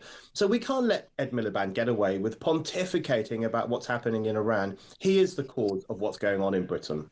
You just said a really interesting line there. Our natural resources are in the ground. And without wanting to sound too exasperated, I keep using this analogy, and you'd know more than me. If I'm 120 billion in debt and I'm really struggling to service the interest on that, and in my house somewhere in the attic I've got that money, why does he want to leave this in the ground? Is it environmental? Is it ideological? Because it doesn't, if you think about it, it doesn't make fiscal sense at all. And you look at him and you think, forgetting the insults, because I think he's very dangerous, you think, so what, you're happy to bankrupt this country still further because by that time you'll have retired with your heat pump in Doncaster and you won't be doing it anymore? Yeah, you know, it's ideological. It doesn't make sense fiscally, as you say. It also doesn't make sense environmentally. No. Because this stuff is going to still be dug up. It's just going to be done by another nation who will make money from us by doing what we should be doing. Can I absolutely want to make that point all morning. Just record what Brendan just said. Yes, for all those people who go, oh, it's a marine this and marine. No. The Norwegians are going to drill in the exact same place where we can drill, and then they're going to sell us that bloody oil for more than we would. It doesn't make sense, man. It's a scam. It's a scam that we are inflicting on ourselves. And it's horrendous because Britain is the birthplace of the Industrial Revolution. We found out how to use all these fossil fuels in order to power a whole new era of human life. And now we act so shamefaced about that. We leave our coal in the ground. We leave our oil in the sea. That, by the way, not only is that preventing us from getting all this really fruitful energy, it's also destroying thousands upon thousands of well-paying working-class jobs. I remember when the left used to say to Thatcher, keep the coal mines open, let the coal miners work, let's dig up our resources and use them for the benefit of the nation. Now they say the exact opposite. Leave it in the ground. Don't touch it. Don't give these people jobs digging for coal or digging for oil. It's a suicidal policy. It is destroying our economy, destroying our energy production. And then Miliband has the gall to blame it on a conflict that's been going on in Iran for 2 weeks. We're not buying it. Couldn't agree more. The next main news story today, I have to be really careful because I think it's completely and utterly disgusting. As you said earlier, Iran, as an Islamic nation, is no ally of Great Britain. And yet yesterday, the Al-Quds hate rally in London, which, of course, as we know, was was due to be banned on Monday, but by Tuesday, apparently, if you stand still, it's okay. Thousands of pro-Iranian demonstrators gathered. And let me just play you a clip, because that vile singer Bob Vylan, who at Glastonbury shouted death, death to the IDF, he did it again. And what did the police do? Just stood by and watched. This was yesterday. Have a watch. Death, death to the IDF. Death, death to the IDF. Death, death to the IDF. Death, death to the IDF. Death, death to the IDF. Controlling my anger, Brendan, when I see footage of patriots, whatever you want to say, in London being told by police, could you please not fly your Union Jack or your St George's Cross because it's inflammatory? Why in the name of God is that allowed to continue? What is wrong with us? You know, let's be honest, this was a hate march. Yeah. I would say this was a fascist march, because this was a group of people who were swearing allegiance to a late Ayatollah, he's dead now, who was an anti-Semite, who denied the Holocaust, who sent his proxies to murder Jews on 7th of October, who butchered thousands of his own civilians, young men and women, just 2 months ago. And here were people on the streets of London singing his praises. Just imagine if a bunch of white Brits had gathered to sing the praises of some foreign neo-Nazi, or to swear allegiance to some far-right Nazi country. They would have had their heads cracked. It would be all over the front pages of the paper. People would have gone nuts. But in this case, we're supposed to turn a blind eye. And then along comes Bob Vylan into this, what I would describe as an anti-Semitic gathering, and he starts cheering for the death of Jewish soldiers. That's what death to the IDF means. It means you want soldiers of the Jewish nation, who are mostly Jewish, to be killed. You want them to die. This was an orgy of hatred on the streets of London. It was, you know, they were brandishing placards saying "Boom, boom, Tel Aviv." I mean, burning the Israeli flag. Total anti-Semitism, and the Met Police say they're now investigating after 12 arrests were made. Can I take this further? And in the news, I don't know if you just heard the news at 7. The fallout of this ideology is disgusting, and everybody knows where I stand on the Jewish friends that I've got. I don't have to agree with everything about Netanyahu, but I have Jewish friends whose lives are being ruined. Did you hear about that university study? How alarming is this?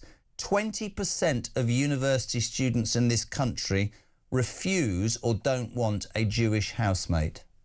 What are we doing? What are we creating? Have you seen the story today about the Gales Bakery? I mean, The Guardian has been accused of using anti-Semitic language to describe the opening of a Gales Bakery just a few doors up from a Palestinian cafe as an act of heavy-handed high street anti-Palestination, or whatever it says here, because Gales Bakery has some links to Israel. Where do we end with this stuff? It's disgusting. And that Guardian piece actually says, you know, a broken window here, a bit of graffiti there. It's like they're making apologies for anti-Jewish pogroms. That's what people might have said after Kristallnacht. Oh, it's just a bit of broken glass. Don't get too het up about it. Don't worry about it. We now have the Guardian saying the same thing about these Israelophobic assaults on Gales, just because it was founded by an Israeli woman 25 years ago, or whenever it was.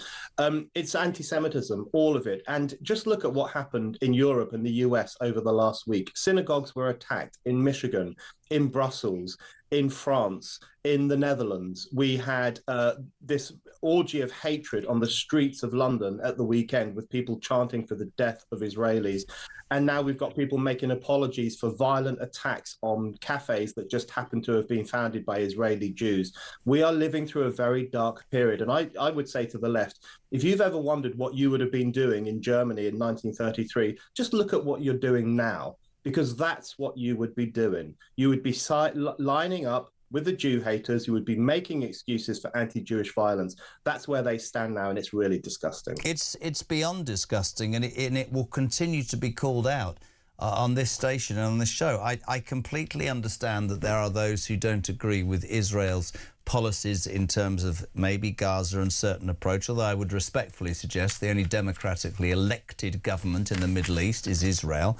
And when I see people on the streets of my country waving placards supporting people a man who sponsored global terrorism. I say it every hour, and I'll say it every hour until I'm dragged out. Go, some of those, you go and talk to the, demonstrators. You go and talk to the parents of the Manchester kids who were blown to smithereens by one of those dreadful bombs, sponsored by that vile Ayatollah Khomeini. You don't have to like Donald Trump. You don't have, but these people, it is, to me, it's against everything that I believe in, and I start to worry, far more than I've ever worried. We're making excuses for vile anti-Semitic hate marches, and we do nothing. We stand by and watch, and yet hurty words, you can be 6 policemen, armed policemen can arrive at your door. We've got it so wrong, and it needs to be called out.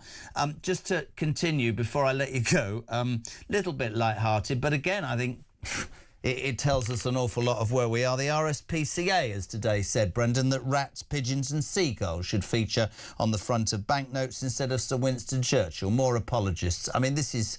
I don't even understand that. I mean, where do you start? I don't know how you do your job, Jeremy. Neither do I. Insane stories every day of the week. It's just madness, isn't it? And, Winston Churchill, one of the great Britons, why are we taking him off the notes? But there's also Alan Turing, the guy who was gay, as everyone knows this story. He's the hero of the Second World War, a computer whiz, helped us win that war. He was then persecuted for his homosexuality. He ended up dying, of course. A great, great tragedy. And we rehabilitated him as we should have. We put him on the £50 note. We celebrated him as a Great Britain. He's going to be gone as well. So all of these great heroes from our past have just been taken off. And now the RSPCA wants them replaced with rodents. I mean, you couldn't make it up. That sums up the ruling class for me. Couldn't agree more, mate. Love having you on. I hope you have a great week. It's always great to catch up with you. The brilliant Brendan O'Neill, chief political writer at Spiked Online. What would you put on a banknote then, Roddy? Yeah, morning, Jeremy. Well, I'm just worried that to replace Winston Churchill with an animal, somebody suggested a beaver.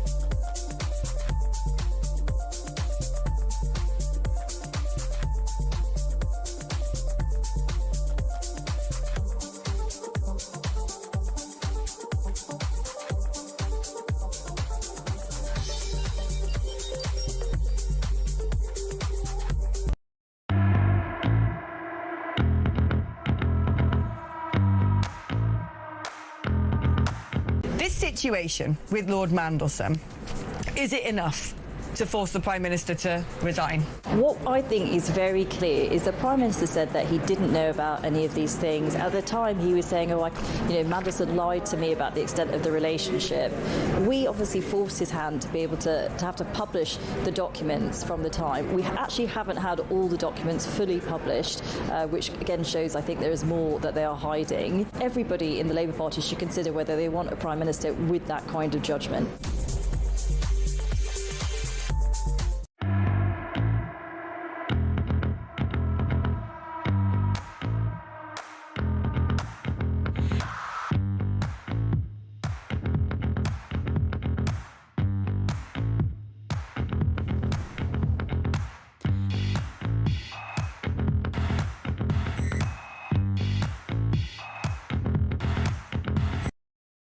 Across the UK, on DAB+,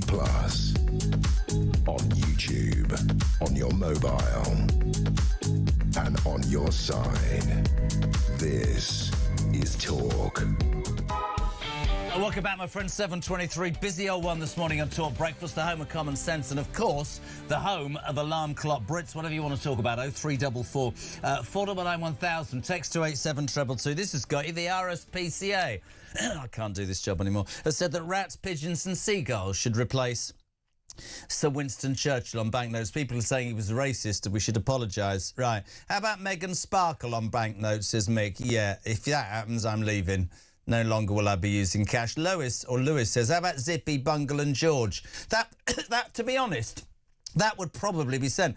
Putting a rat or pigeon on a banknote rather than the person who saved us all speaking German, Alex says, just about sums up this bloody country. But Claire David goes further, and this absolutely tickles me. I think to put the cat amongst the pigeons, excuse the pun, the Right Honourable Iron Lady Margaret Thatcher would be my choice. Stick that up your jumper and see what happens, especially the lefties. They go absolutely nuts. Bill says, if we have animals on banknotes, if we're going to, let's have a picture of Miliband and Starmer on toilet paper.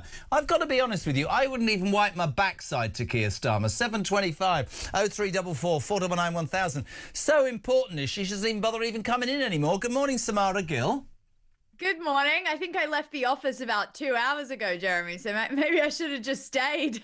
Listen, I'm being honest. You know, when you start out, you've got to be committed. But you've done an amazing... I'm joking. Are you accusing me of anything different? No, listen, you've been utterly amazing this weekend. And I have to say, of all the things that you've reported on since we started, this is by far the most extraordinarily worrying and frightening. Let's just paint the picture. The Al-Quds hate rally yesterday in London, the march that was banned from being a march and allowing people to spew hatred and have horrible placards.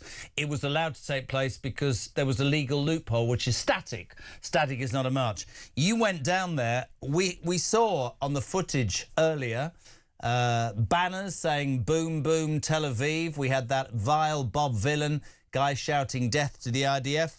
And the police, Samara Gill, did absolutely jack, didn't they? Yeah, I mean, that's actually the very G-rated version of what happened. It was one of the most violent, horrific, scary events I've ever been to. That's why I take offense to your comments, because I genuinely feel like I risked something yesterday going there. It was absolutely horrifying, the amount of Islamic extremism that was out on the streets, taking over London like that. I genuinely cannot believe the amount of people, thousands of people with signs of the Ayatollah, basically kissing him in some regard, like kissing the signs, you know, worshipping this absolute death martyr to no degree. And I was getting constantly mobbed by groups of Muslim men trying to film me, trying to intimidate me.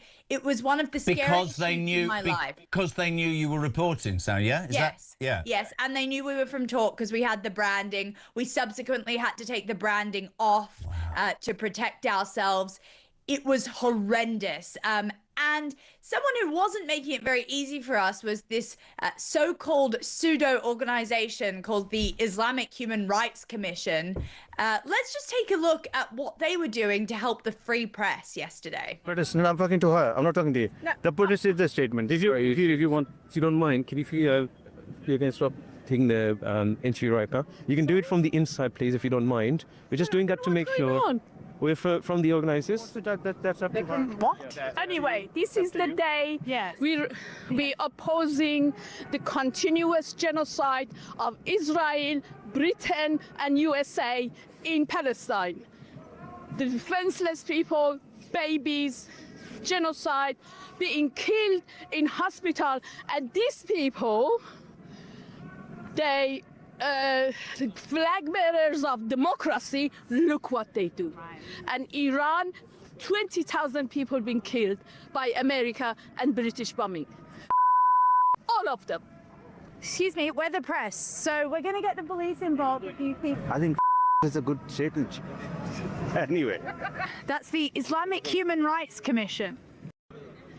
Where are the police? We need to get the police. Get the police quickly, because he's going to...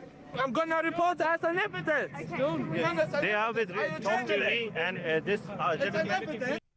I have to say, sweetheart, I didn't realise that you'd gone through such intimidation, and fair play to you, but I know that getting... That's the small part of it. It got much worse. I got mobbed by 20 people. It was horrific. It shouldn't have gone on. And exactly what you said, Jeremy. Where were the police? I was screaming out for their help. No one wanted to help us. The only person they did arrest was the Boom Boom Israel guy. I actually witnessed that. But but his skin color is white, and I think that they felt comfortable doing that. But I don't think they felt comfortable when there were people saying F Israel. You know, there were people asking, are you Jewish, to one of our talk reporters, as if it was some sort of intimidation tactic. The thing for me is, the thing for me is, and I hate the fact that as a young woman you've been put in that position, but I know that it's important for you to bring these stories. You talk about the police. And I felt safe, by the way. I've had all the training, you know. Yeah, can I just point out she's terrifying? You should see her in the office. Men cower when she walks down the corridor. But on a serious note, you talked about the hypocrisy of the police. That Bob Villan. I mean, the sheer hypocrisy when he did what he did at Glastonbury, death to the IDF. Nothing happened. The same yesterday. But I want to try and put it into context, because we're in a... And for people who think this is us being anti-anything, it's not, right? I believe, as Samara does, I think I can speak for her in free speech. But this was a hate rally. This saw Jewish flags being burnt. This saw placards, as she said, kissing the face of a man who sponsored global terrorism, who delighted in massacring his own people. If we don't call this out, and I tell you what I wanted to bring to your attention, Samara, is this morning in the news, and this is what happens. There's a university study. Did you hear about this? 20% of university students in this country now refuse to have a Jewish housemate. This crap on our streets is it's going to have an impact. And I keep telling the story about my friend whose kids still cannot go to their Jewish school on the bus in their Israeli blazers. This country needs to deal with this, but it won't, as you say, because it is terrified about upsetting a certain section of our population. That is totally wrong. Violence and hatred is violence and hatred, whatever your religion, whatever the colour of your skin, isn't it? Completely agree, Jeremy. And look, I mean, Britain prides itself on tolerance, but tolerance should never mean tolerating extremism. You know, the fear that these ideological conflicts from overseas are now being imported onto the British streets is here. And yes, there were a lot of young people there, a lot of young people who did not know what they were chanting, what they were doing. As you say, there were children, you know, it was some sort of family fun day out, people getting their children to hold pictures of the Ayatollah and thank him for all that he's done, those comparing the Ayatollah to the Pope.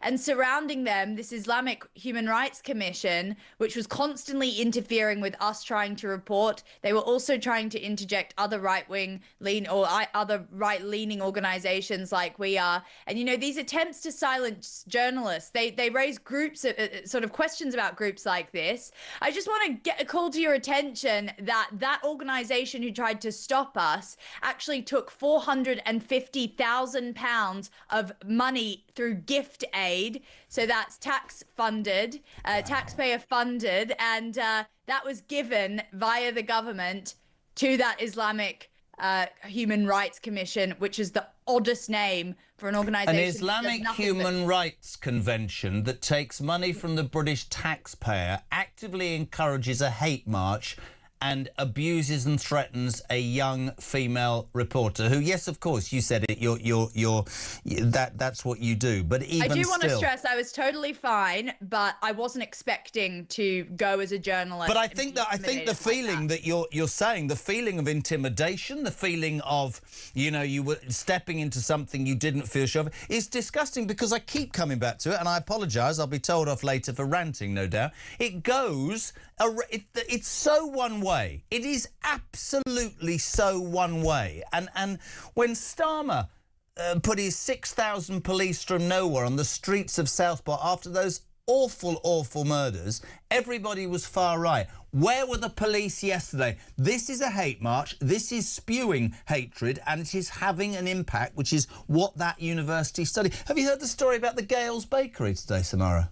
Yes. I mean, just for people waking up, The Guardian this morning has been quite rightly accused of using anti-Semitic messages to describe the opening of a Gales Bakery, which was apparently funded 25 years ago with somebody with connections to Israel. An act of heavy-handed high street aggression against Palestine because there's a Palestinian cafe 3 doors down. What are we doing? We just need to be so careful, because I think we're almost at the end of this slippery slope, where we go into very dangerous territory. I mean, in Nazi Germany, Jewish bakeries were pinned with the Star of David, and people were told not to go there. And, you know, they had their windows smashed in and they were boycotted. That famous word that now we use. This is really dangerous now. Zio Bakery is what Gales is being called. It is completely unacceptable. And the whole, like, sort of just to zoom out a little bit about this whole thing, these are foreign wars that are not fought on our soil, and that thanks to Keir Starmer we've actually got barely anything to do with.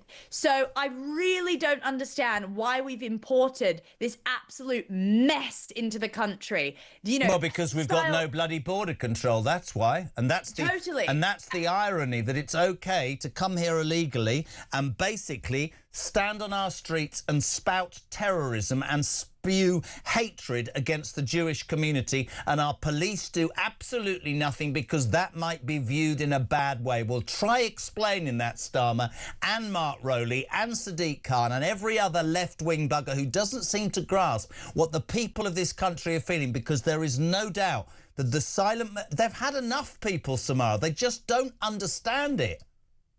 Hostile regimes like Iran, Russia, China, etc., they are reveling in this. All they want is to see the West in disarray, us going up against each other, us fractured, because we have absolutely no common thread to sort of intertwine us all together. And that's the biggest issue. We don't have someone who's unifying us at the top. Keir Starmer has no idea what the British message is. If we had a strong man in office, we would be in a completely different position right now. He's terrified of losing the Muslim vote. Let's just call it out for what it is. I'm sort of in awe of you this morning, and I mean that. Don't ever come in... You know, really, mate, what an amazing piece of work, and thank you so much, because it's really interesting. It's okay to sit here every day and read the newspapers, but when you see that footage, and I would be hopeless at it, because I'd be saying to them, you're not talking any sense, man. What's the matter with you? But fair play. Keep at it. Go back to bed. Rest. Have a pay rise. Do whatever you want. No, I'm working today. I'm going to meet with a Jewish man who was pushed in front of a car. So I'm going to have that for you. And thank you so much for giving me the time, Jeremy. And watch the full package on YouTube if you'd like. We love you. Thank you so much. Amazing piece of work. Samara Gill, Breakfast Roving Reporter. That yesterday from the Al-Quds rally is on our YouTube panel right now. Channel. It's unbelievable. Let's just very quickly, before we go to the break, she was intimidated. The police were nowhere to be seen. People were setting fire to Israeli flags, kissing placards of Al-Khamenei, the guy who murdered 30,000 of his own people. That Bob Villan's allowed to go deaf to the IDF, and we do nothing. But hey, if I put something on X in a minute saying I don't like that, 6 police will come through the studio door. The world's gone nuts. Morning, Damien. I've got the perfect idea to solve our debt crisis. Put Keir Starmer on the front of our money, then no one would want to take our money because he's on the front of our money. We wouldn't have to pay back our debts, and then the country wouldn't spend the money because we'd be too embarrassed to take him out of our wallet. Anyway, keep up the good work. Just a thought, eh? Damien from Nottingham.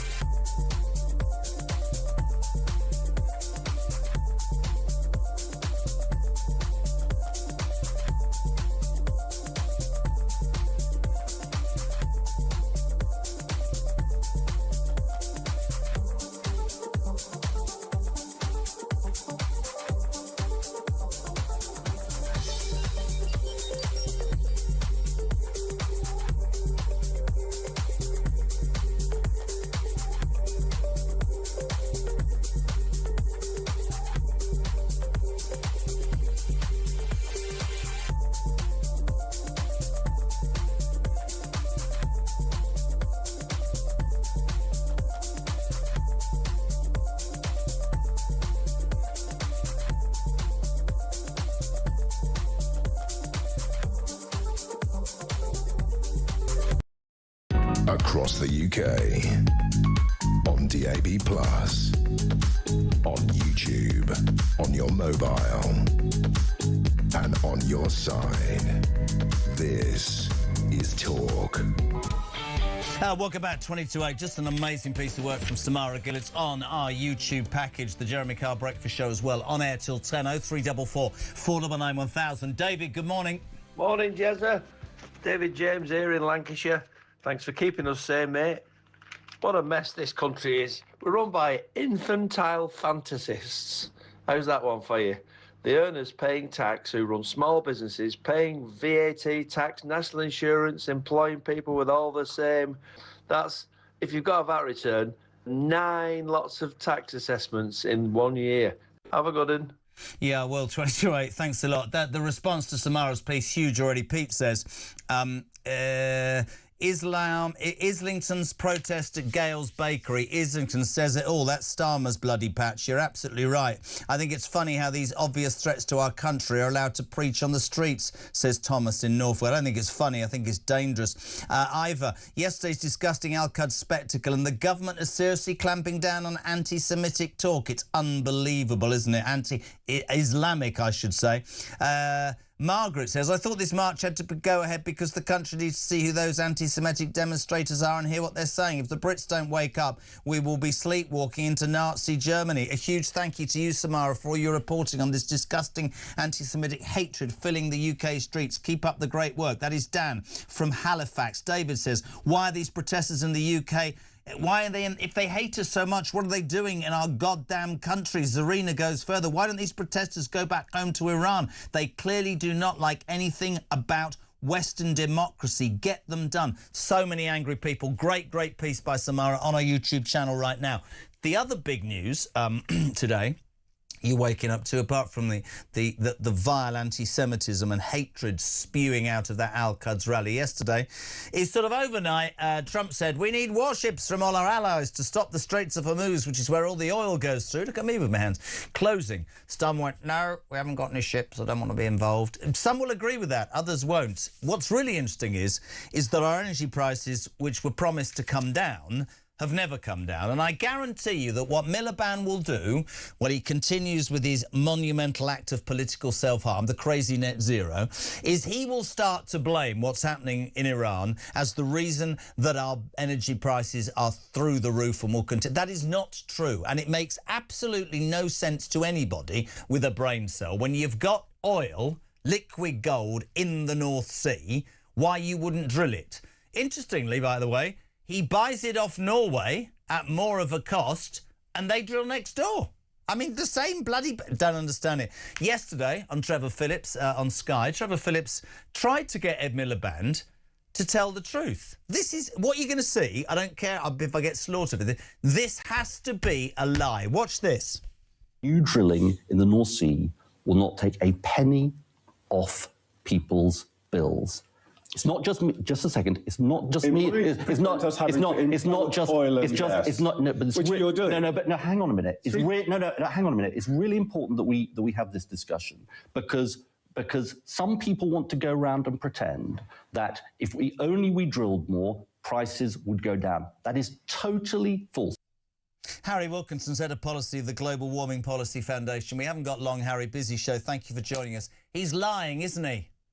Absolutely, and more specifically for gas prices. You know, the gas price sets what we pay for electricity in this country. And if we can get gas prices down, then we can get overall electricity prices down. And you look at the shale gas potential in this country, we're not even allowed to explore that because there's a moratorium on fracking. We don't know exactly how much gas there is in the ground, but we're not even allowed to find out. And of course, we're running down our resources in the North Sea simultaneously to that. Of course, you know, if we're going to make an impact on what is a European gas market, then we've got to encourage our allies to be doing the same. They're not exploiting resources in the Netherlands. The Groningen gas field, for example, is one of the biggest in the world that is just being left in the ground. We've got to do more. We've got to be drilling that gas here. We've got to be encouraging our allies to do the same. But it's no argument to say, let's not even try, which is what Miliband says, because he doesn't think it will make any difference. He said he doesn't think, but even The Guardian today describes his eco-crusade as a monumental act of political self-harm. I'm not intelligent enough to even understand. I'm sure this is what Miliband would say, but what I do know is this: if I was 120 billion, if I was spending that on financing a debt, 10 billion a month, and I had at my fingertips a reserve that would rid me of that, and I looked at a balance sheet and thought, I can create it myself and it's not going to cost me anything, I'm going to pay a lot more to take it from somebody else because I'm following a policy that's costing British people money. He is lying to the British people. This is ideology, isn't it? Exactly. At the very minimum, we can raise a lot of tax revenue that can then pay for some of the other things that we need in this country.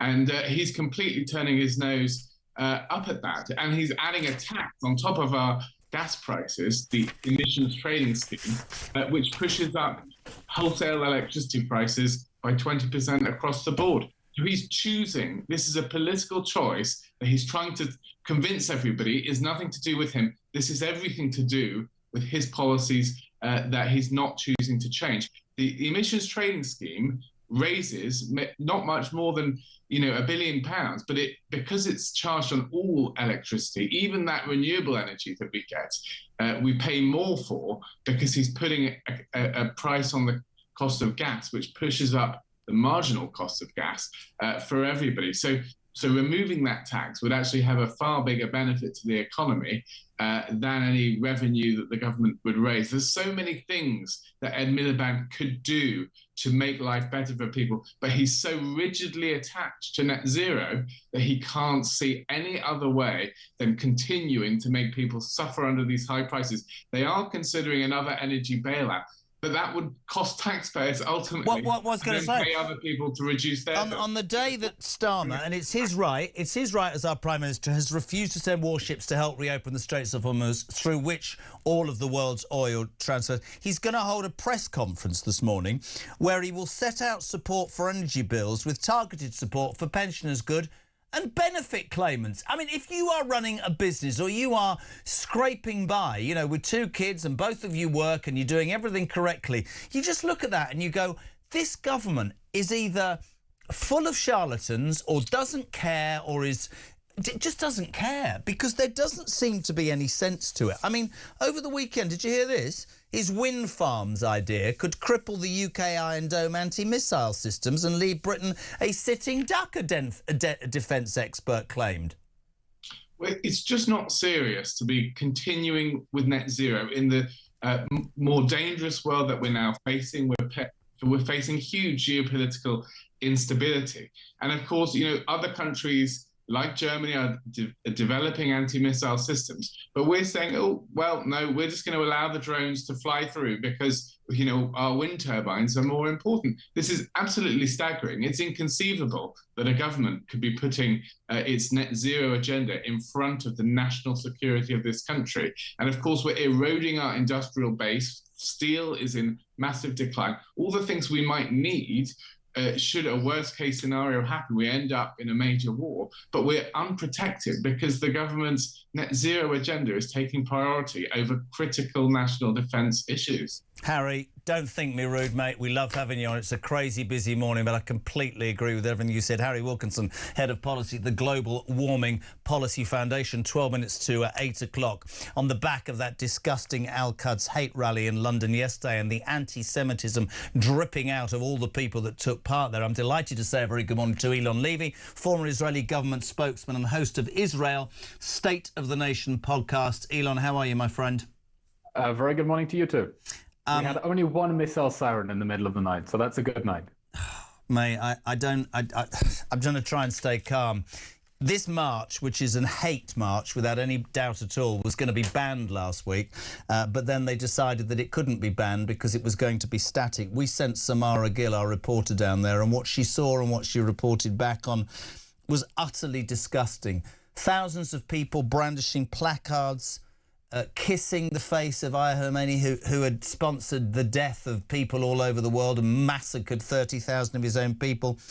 People shouting "Boom, boom, Tel Aviv," and that Bob Vylan, that disgusting singer, who controversially at Glastonbury went death, death to the IDF, doing it again, and the police do absolutely nothing. Your response to yesterday, Elon?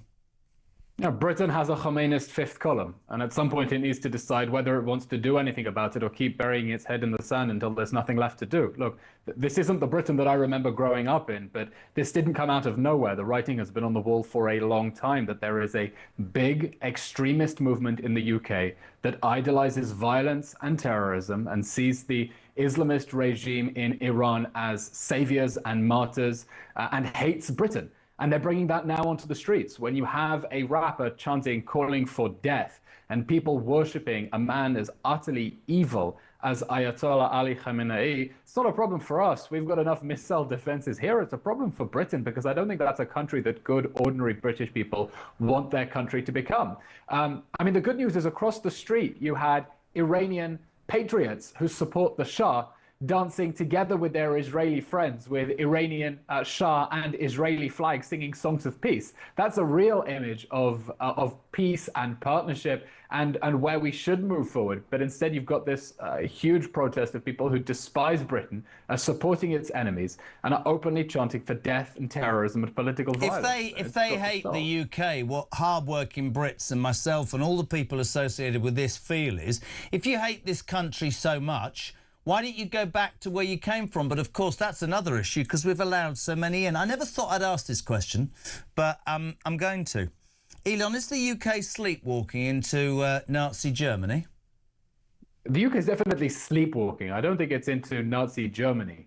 But there is a sense that the UK is definitely sticking its head in the sand and kicking problems down the road and pretending it's not happening. But it is happening. The old political culture in the UK is no longer there. That basic commitment to the common good, to king and country, as they say. Instead, you've got extremes that are pulling the country apart, worshipping, idolizing death and terrorism. And I think that the liberal elites don't understand what is happening. They don't understand that there is a movement that has framed Jews and Israel as being the root of everything that is wrong with the world, want to destroy it, and are willing to burn down the rest of the world in order to achieve it. So I don't think Nazi Germany is the right analogy, but sleepwalking into disaster, absolutely. Last week we heard from Starmer's people that they're doing an anti-Islamic czar. Right, and you know, a man who's going to make sure that there is an anti-Islamic. I said it last week, and I'll say it again. And I'm not just saying it because you're on. Check me out. I mean, to me, any form of racism is abhorrent, but seemingly anti-Semitism, is it because Jews are white? I've no idea. Is not treated in the same way. If what happened yesterday against the Jewish nation had happened against Islam, there would have been mass arrests and there would have been a complete and utter blow. Listen to this piece of news this morning. This is a study, an alarming university study. Have you heard about this overnight? Finds now 20% of students in UK universities don't want or refuse to have a Jewish housemate. This hatred is spreading, isn't it? It's spreading and it's revolting, and it doesn't surprise me because what we've seen in the last 2 years is a vicious hate movement saying that Israel is evil. It's a baby-eating, genocidal, apartheid, fascist, colonialist, whatever state. And therefore, anyone who is seen as being associated with it is also evil. And that means anyone who's Jewish, anyone who has cultural links to Israel, anyone who has family and friends there. And that is why Jewish students in the UK are feeling increasingly isolated. When I went back to my alma mater, Oxford, last year, I had 8 bodyguards, by the way, to go back. And the students there told me that the atmosphere was completely toxic and that if you're pro-Israel, you can't have friends. And it's forcing people to go into hiding about where their friends and their family live just so they can have friends on university campuses. This is a hate movement that is spreading across the youth. Why doesn't our government do more in your mind about a hate movement, which is what it is? It's an orgy of hatred, isn't it? It's an orgy of hatred. I think there is a lack of understanding what the anti-Zionist hate movement is about. As long as they frame it about Israel, people say, oh, that's just criticism of a foreign government. No, when you're calling for death and you're supporting terrorist organizations that want to destroy an entire country, that's not criticism of a foreign government. That's a genuinely genocidal hate movement. But you've got, among the youth, the Palestinian cause, which is the destruction of Israel, being framed as the moral cause of the generation. They use techniques of violent intimidation that mean that most people are afraid to speak their minds because it's just not worth speaking out if you're going to have the same mobs who are protesting outside every Gales in the country coming after you as well. So, as I said, I think the elites in Britain are sticking their heads in the sand, do not understand the nature of this hate movement that is coming after Jews and the toxic atmosphere that it's spreading inside Britain that is a threat to British society more than it is to anyone else. I don't know whether I speak for my listeners or not, but it embarrasses me. It embarrasses me enormously. I don't know what's happened. We've become a country of apologists. We seem to favour the perpetrators of crime instead of the victims, and we seem to make excuses. These people should have been taken off the streets and arrested. They shouldn't be here in the first place. That Bob Villain should have been arrested. I don't understand it, and I almost feel like we should apologise. But you're right when you say we have to keep calling it out because something has to be done. Very quickly, what does Israel make of the United Kingdom right now?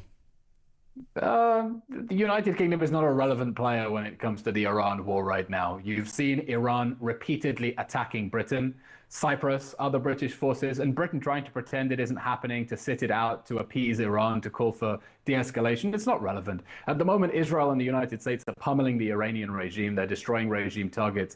They're giving the Iranian people a chance to rise up against the regime. We're even getting tip-offs from Iranian civilians on the ground what regime targets to strike. And the UK isn't part of that. It's standing from the sidelines. And, you know, Britain will have to judge itself for that. Elon, always a pleasure, my friend. Keep up the great work. The host of Israel, the State of a Nation podcast, Elon Levy there. Can I just say that perhaps the most depressing thing, you think about the Al-Quds hate rally and what this country's doing. Did you hear what he just said? We're not relevant. I'm old enough to remember when we were relevant. 0344 499 1000. You text to 87222. Start your message with the word talk. Got the news at 8. Got Isabel Oakeshott. We should say, though, a very good morning to Sharon. Morning, Shazza. Morning, Jez. I'm absolutely, oh, I can't say the word, but these people that were in London yesterday doing all what they were doing should be rounded up and put on a plane and took back to that country, because that's where they belong. They shouldn't be allowed in a democratic country to be able to intimidate British people. Get back over there and live in your own country and do what you want to do. But don't come to this country and try and ruin it like your own country. I'm so bloody angry.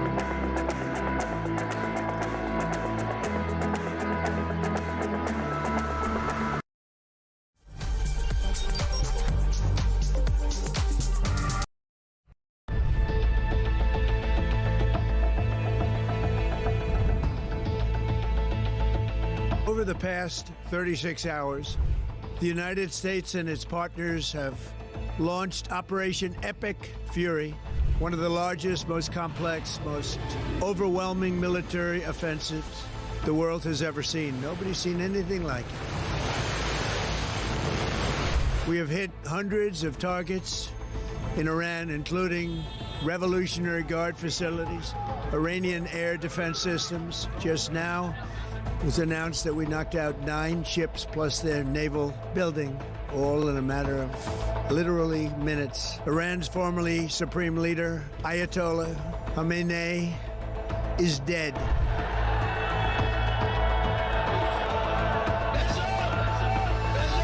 I spoke to you about the situation in the Gulf and explained that the United Kingdom was not involved in the strikes on Iran. That remains the case. The basis of our decision is the collective self-defense of long-standing friends and allies and protecting British lives. That is in accordance with international law, and we are publishing a summary of our legal advice. We are not joining these strikes, but we will continue with our defensive actions in the region. Mr Farage, would a reform government have allowed US forces to use UK air bases for offensive operations in Iran? Yes is the answer to your question. I would have said to the Americans, please do use our bases. We will be supportive of you on this. There were a series of very loud blasts in the area of Dubai that I'm based in. That's in the marina area. It's a very touristy area, actually. Those blasts were the loudest we've heard yet, but equally we are reassured that they are most likely the sound of interception by the UAE's quite sophisticated THAAD interception kit. That is the Terminal High Altitude Area Defence System.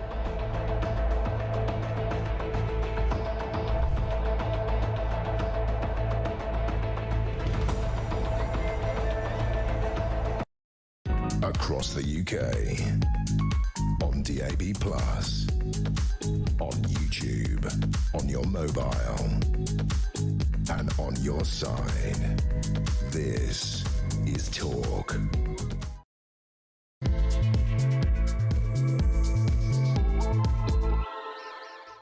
Welcome back, my friends. Just gone 8 o'clock. We're live across the United Kingdom. It is, Monday the 16th of March, and you are waking up on the home of common sense to 2 main news stories. The first being that absolutely awful hate march, the Al-Quds rally in London yesterday, saw demonstrators kissing placards with the face of Ali Khamenei on, the man who murdered thousands of his own people and sponsored terrorism the length and breadth of the world. People on our streets kissing his face. That horrible Bob Villain, deaf to the IDF. The police do nothing. People shouting boom, boom, Tel Aviv, right? All of that's allowed to go on. This is really interesting, and I completely agree with Dan in Hartlepool. He says this shouldn't be said, but I wonder what reaction the universities would have if students didn't want to have Muslim housemates. Oh, wait, you're not allowed to say it. This is because of a study overnight showing that 20% of students in this country now refuse to have a Jewish housemate. I have said it till I am blue in the face, OK? Any form of racism is abhorrent, but anti-Semitism is rife, especially in this country, and we do nothing about it. Our government stands and watches it go by. This disgusting newspaper, The Guardian, right, and I've never done... This is true. The Guardian has been accused of using anti-Semitic language to describe the opening of a Gales Bakery in Islington. Ready for this? A Gales Bakery, which has been open 25 years. It was set up by somebody with links to an Israeli. Opening it is an act of heavy-handed high street aggression. That crap newspaper doesn't make it into this studio anymore. The world has gone nuts. The world, honestly, we've got that, and we've got energy prices spiralling because our government won't drill in the North Sea. All of that and everything going on in Iran, and I need to calm down. I'm going to have to say good morning to Isabel Oakeshott. I am raging today, Isabel. Welcome to my life. I'm often raging. This is why I don't spend too long in the UK, because it just makes me too angry. can we start with that Al-Quds hate rally in London yesterday? Because it was an orgy of hate. Amazing piece by Samara. If you didn't see it an hour ago, it's on our YouTube channel. She was threatened, she was abused by the Islamic Human Rights Convention who tried to grab the microphone and push her around. She was surrounded by 20 Muslim men. Boom, boom, Tel Aviv, that's okay. Kiss the face of Ali Khamenei, that's okay. Bob Villan, death to the IDF. And the Met Police say, and I quote, "We're looking into it, Isabel." It's a hate march. They should be thrown out. Oh my goodness. We actually have an apartment right there on the embankment, and we're looking out at the gathering preparations for this march yesterday morning. I mean, the good news is it was a pretty pathetic little march. There were hardly any demonstrators relative to some of the much larger scale things that we see in central London. But you just can't believe these people are doing what they're doing, any of them. And I'm sorry that Samara had that experience, but I'm not surprised. These people are exactly what they accuse others of: downright nasty, dangerous, and a toxic presence in our society. And it doesn't go away. Just listen to this quickly. Paula, good morning. Morning, Jeremy. Watching that piece by Samara is scary. What's going on the streets of our capital city? It's like looking at a foreign country. But what I can't understand is how Keir Starmer is still married. Lady Starmer she's Jewish. She's a Jewish lady, isn't she? How can she reconcile what's going on in our streets with being married to him and him doing nothing about it? And the whole Peter Mandelson thing. She's got a young daughter. I really could not live with that man. Anyway, thanks, Jeremy. Great show, Paula in Liverpool. Is she alone as a woman? Could you live with Keir Starmer, Isabel Oakeshott? I don't think you even need to ask that question, really, do you, Jeremy? You've got your own problems with Richard Tice, to be honest, haven't you? That's also true. Listen, that hate rally, though, it enrages me. Did you see the university study this morning? As a result, and I keep saying that this sort of hatred is getting through, however small. 20% of students now refuse to have a Jewish housemate or a roommate. This stuff is cutting through and is dangerous. Yeah, it is dangerous. It's incredibly divisive. It really should not be a conflict. The Iran conflict should not be one that is being played out on our streets. It really, I think it hammers home the extent to which when you bring in so many people from different cultures and countries of origin, and you don't have very clear rules about what is and isn't acceptable in our society, you create massive problems.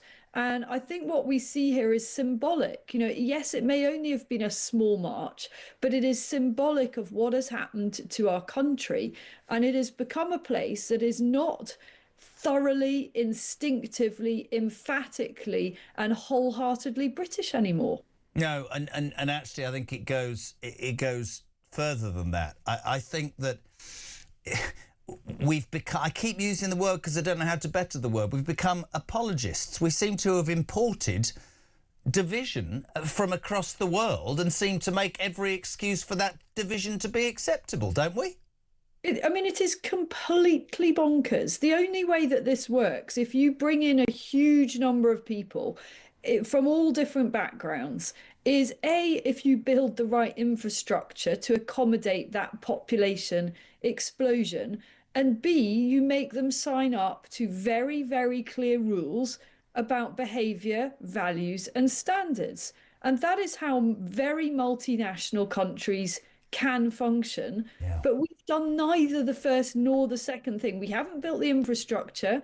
We don't prioritise British people who have paid into the system. So that puts huge strain and pressure on public services and housing. It also breeds massive resentment. Of course it does. Why wouldn't people that have lived here all their lives feel resentful when they see others coming in who've contributed nothing and being apparently prioritised for the welfare state? And at the same time, we ask nothing. And also, can I make a point, which I know you'll agree with? The people that I see on those hate marches hate Great Britain. Why didn't you sod off then? Why did you come here in the first place? That's what infuriates me. If we're so appalling, then why be here? Because we're soft. That's why. Well, precisely that. And I don't know where this goes, but I do know that it doesn't make for a country that feels happy. Yeah. That's what I would say. You know, on a daily basis, we have these demos and skirmishes and cultural clashes. That doesn't make for a happy, united country. There is something deeply corrosive at the heart of our society at the moment. Most of which it's resolved, Jeremy, the only way this is resolved, because it has gone so far now, is with the most robust leadership. Yeah. And we certainly don't have that from the cardboard box. Well, we were just looking at the cardboard box standing outside Downing Street. If you're not watching on YouTube, we were stood there with Mark Carney, the Canadian Prime Minister, and their respective wives. And I pick up on what Paula said on that last voice call. Lady Starmer's a Jewish woman with a young girl. I wonder how she feels about him picking Mandelson and seemingly doing nothing about anti-Jewish behaviour on the streets of Britain. But there you are. Some people say they don't have a proper marriage. I'm not getting involved. Isabel Oakeshott, lovely to have you here. Can we talk, please, about... I know you're back in the UK and you haven't been able to go back because flights are suspended to Dubai. We've seen all that over the weekend. The latest political situation, front of the Times, front of every newspaper. Starmer resists Trump's call to send warships to the Straits of Hormuz. This is, of course, the waterway through which all of the world's oil flows. Where do you stand on that? Some people say, yes, we should. Others say, no, we can't because we haven't got any boats. Yeah, well, there are two different questions there, aren't there? Whether we should and whether we can. In my opinion, we absolutely should. The freedom of navigation through the Straits of Hormuz is in all of our interests, quite demonstrably so. That's why Keir Starmer today is making a big song and dance of announcing some kind of relief package to those worst affected. Benefit claimants, any money? More money being announced, more sort of sanctimonious moral high ground grandstanding, and yet he won't do anything to contribute. Reportedly, he won't contribute to keeping those straits or reopening those straits. It's going to be incredibly difficult now Trump has gone down this route to get that back up and functioning, because that chokehold, that stranglehold, is the one card that the Iranians really have left to play. And my goodness, are they playing it? Those straits are basically not passable now. No one will insure cargo and oil ships, tankers to go through there at the moment.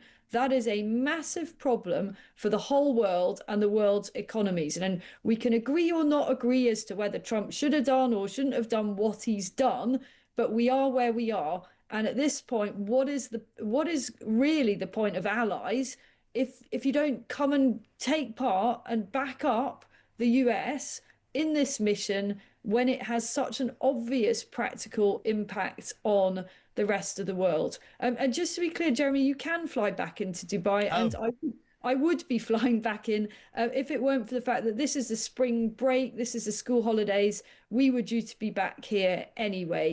There has been an incident at Dubai airport this morning, but I believe it's now fully reopened. Starmer, this press conference, this is what I wanted to say, because the whole thing about this energy price cut, we heard, didn't we? They were going to lower energy prices. Energy prices have gone up, whatever they tell you. There was this awful vision yesterday of Ed Miliband on Trevor Phillips, basically saying it's completely fundamentally wrong to say that if we drilled for our own oil in the North Sea, prices would be low. I don't believe the man. I think he's lying. I don't understand that. I mean, even The Guardian said today, which I think is really interesting, his eco-crusade has been dubbed a monumental act of political self-harm. You and I both know that this government would use what's happening in the Middle East as an excuse for prices going up, petrol and gas and everything else, but that's not the case. This is because of net zero madness, or as Richard calls it, net stupid zero. It's getting worse, and I ask you a question I've asked all morning. I don't understand as much as you would.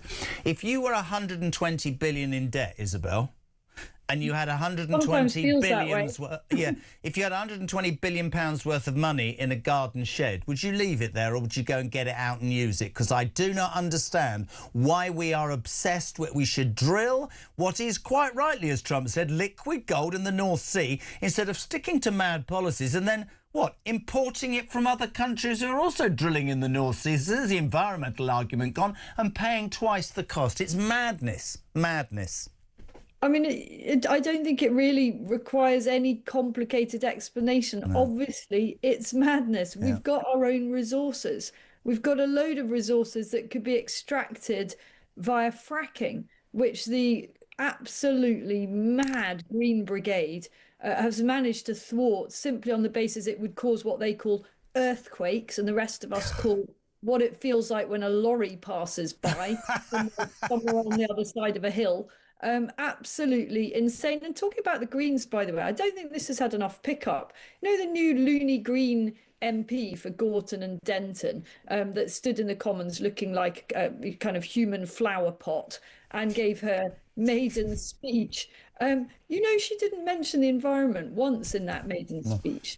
Muslims, Muslims, her trans siblings, because I thought the Greens were a bunch of tree huggers. None of them seem to give a toss about the environment anymore. They seem only interested in picking up a certain view. Can I just finish by asking you, because I know off the top of your head you're brilliant at this. There's a story this morning which frightens me. The RSPCA has come out and said that rats, pigeons and seagulls should feature on the front of banknotes instead of people like Sir Winston Churchill.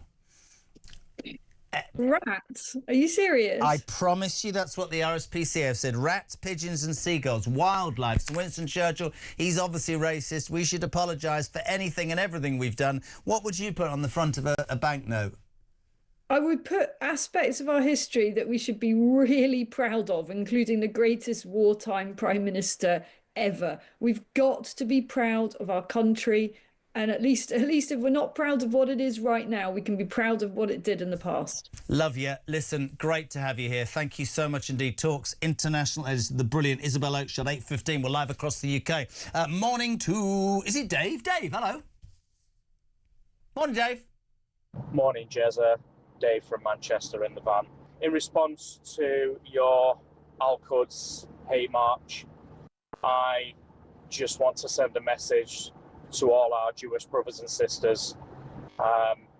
We stand with you, whether you're a Jewish Brit or whether you're a Jewish visitor.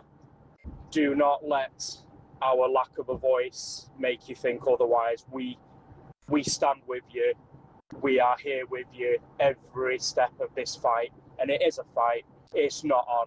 There is a revolution coming. There is a reckoning coming, and I want to make sure I am sitting on the right side of history.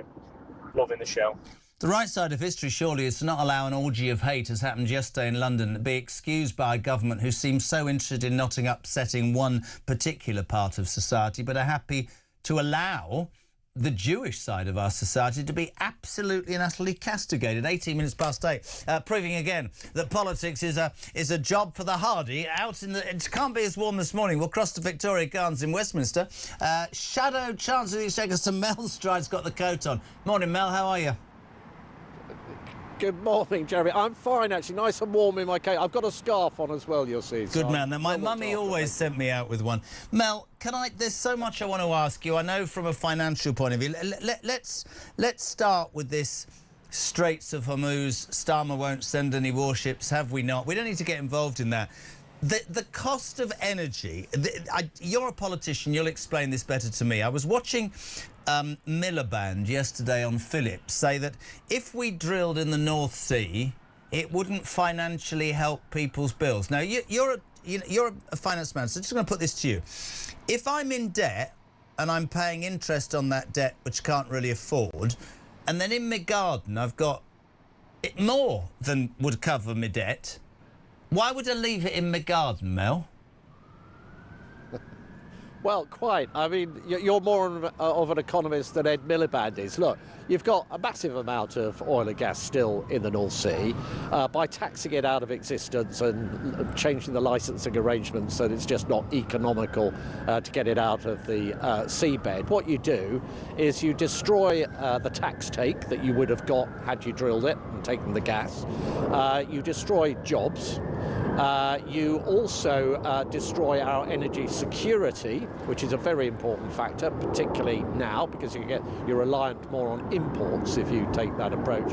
And even on the environmental side, when it comes to the gas, the alternative is to import liquid natural gas, which has 4 times the carbon footprint of actually sucking it out of the North Sea. And the final point I would make is if we don't take it, the Norwegians are from exactly the same part of the seabed, and ironically selling us some of that into us. So absolutely. So the moral argument, because I don't hear any moral argument. Nobody seems to care about environmentalists. But I mean, the argument of we can't drill because it's bad for goes out the window because we're buying it off Norway. It doesn't make any sense. And even The Guardian, which I've torn up today because it's the worst newspaper, dubbed Ed Miliband's eco-crusade as a monumental act of political self-harm. Whilst everything that's going on in the world, I mean, we've got Starmer today. I mean, are you excited? He's holding a press conference where he's going to set out support for energy bills, targeting pensioners. That's great, but ready for it? Benefit claimants. Like we need any more given to benefit claimants, Sir Mel. No, we've got the whole balance wrong in our approach to the economy through this government. We're spending far too much on welfare.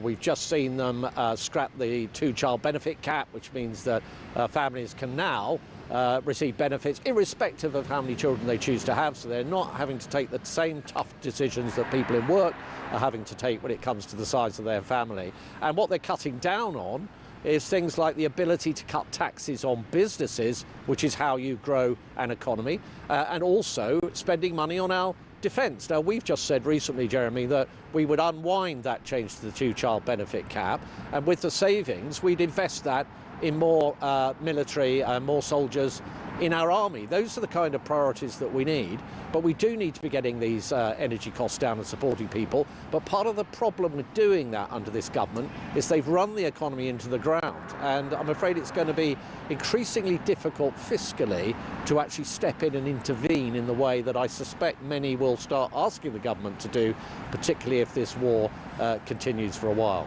The other thing I wanted to ask you about, my friend, was, I mean, I've been outspoken about this morning, and I believe that Al-Quds rally yesterday was an orgy of hatred. I think it was utterly anti-Semitic. The Bob Villain guy going deaf to the IDF, placards, people kissing the face of Ali Khamenei, boom, boom, Tel Aviv.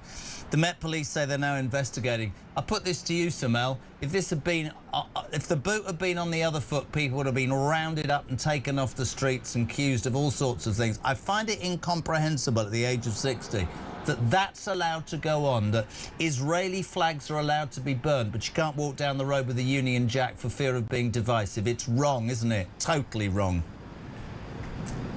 Well, we've got to move to a culture in which, in this country, we celebrate our history, celebrate the great achievements of this country. I noticed you were discussing with Isabel just then banknotes and things like that. It's absurd that we should actually be putting rodents on banknotes rather than one of our greatest prime ministers, wartime leader, Churchill. Now, the Home Secretary did the right thing, incidentally, in banning the march, but of course we still ended up with a static protest. The Met Police have now arrested some people, and let's hope that justice is done, because there should be no scope for this kind of too much of what we're seeing in our country now, which is a rise of anti-Semitism, and we really do need to get I don't understand. And I agree with you. I think it's very worrying. I mean, there was a study overnight saying that 20% of students at universities across this country now refuse to have a Jewish housemate or roommate.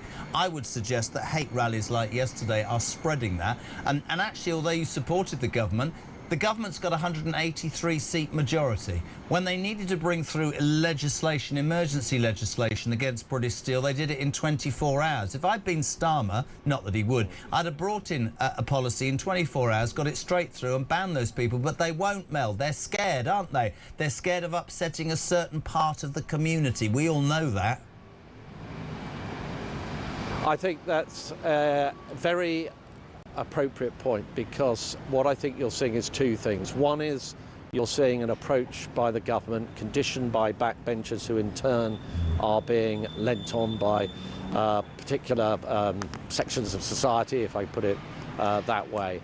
But I also think you're seeing a sort of sectarianisation of UK society in part. I mean, we have in our country about 1 million people, for example, who can't really speak English. That is an economic problem as well as an integration problem, and that's why Kemi has said that we will have set up this commission on culture and integration, which will report back at the time of our party conference. to look into the kind of steps that we need to take to firstly recognise these issues properly and have an adult, a grown-up conversation about them, and secondly to take the kind of steps that we need in order to make us much more cohesive as a society and more proud of the fact that we do have a British culture, that we do have a history that we should be proud of, and that tolerance lies right at the heart of that. Couldn't agree more. We love having you on. You're always very welcome. Sir Mel Stride, Shadow Chancellor of the Exchequer, live and exclusive on Talk Breakfast, 8:25. Good morning, Tony. Last week, Labour was saying that the Union flag can be a symbol of hate and division. We've got all these migrants. We've got the new Islamophobia, backdoor blasphemy law. I just think that they're very, very slowly, well, not so slowly anymore, trying to erase UK history.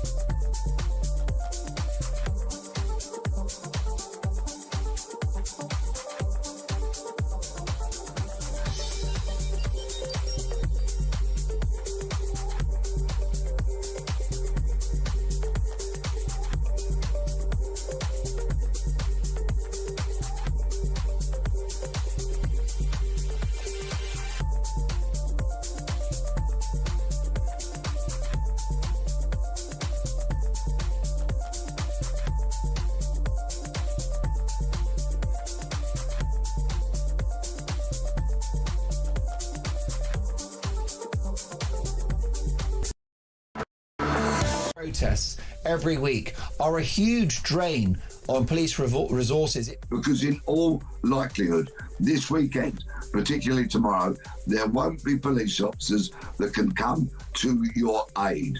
So we have to look after ourselves because they will be in central London policing those who support a murderous regime that kills thousands of its own people.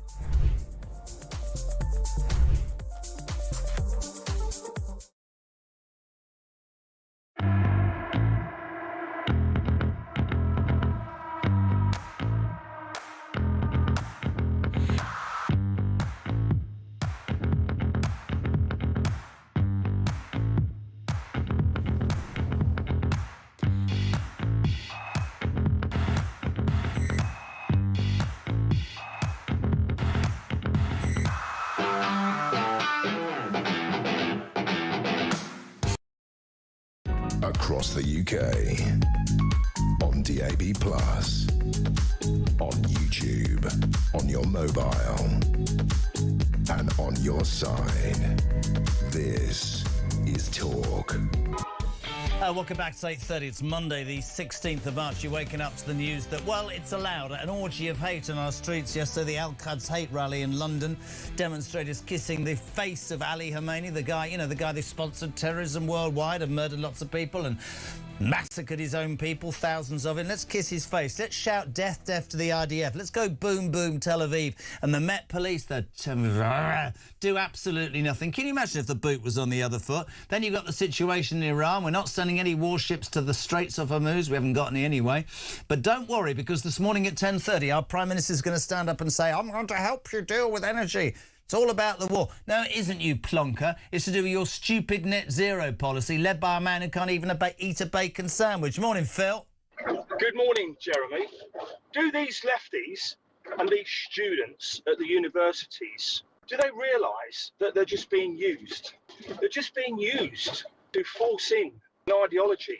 And do they realise that should that ever be successful, they will then be treated as subservient beings? They're just being used, and they don't realise. They're students. Here's a man who I believe will probably agree with me as to the Met Police's response yesterday and the overall brainwashing of children. We say a very good morning to a man who's been across this country like, extraordinary tourism. Peter Blexley, good morning, sir. How are you? Good morning. I'm very well, thank you. I'm not very well this morning. Did you see any of Samara's work yesterday? I saw a lot of the journalists' work yesterday down at those both those static protests. But let me just say something, and I don't care if this gets me banned from your station forevermore. Sir Mel Stride and you, in that segment before the break and the traffic, both bottled out of using the word Muslims. That's who people are afraid of upsetting, Muslims. Well, let me tell you about the faith of Islam in its very worst incarnations. It is the Iranian regime. It is the Taliban in Afghanistan. And there are people that were at that protest yesterday who share that ideology, who would want to see it on the streets of Britain. But Phil, the contributor we just heard from, was right in one regard. The lunatic lefties who are absolutely hypnotised and overtaken by this Islamic ideology at its worst are incredibly naive, and this is just what happened in Iran in 1979. All the lecturers, the universities, the progressives, they helped get the Ayatollah in, and what happened the minute the Ayatollah was in? He dispatched the lot of them, and that's exactly what would happen. Heaven forbid it should ever happen over here. Listen, I'll always take criticism from you, but I've used the word Muslim repeatedly and I wouldn't hide away from it. I was the first person to say when I interviewed that police detective chief inspector up in Rochdale after the grooming gangs thing, and I said, why didn't you deal with this quicker? And he said, because I didn't want to upset the British Pakistani community. But I take your point, and I absolutely take your point. For me, it was an orgy of hate.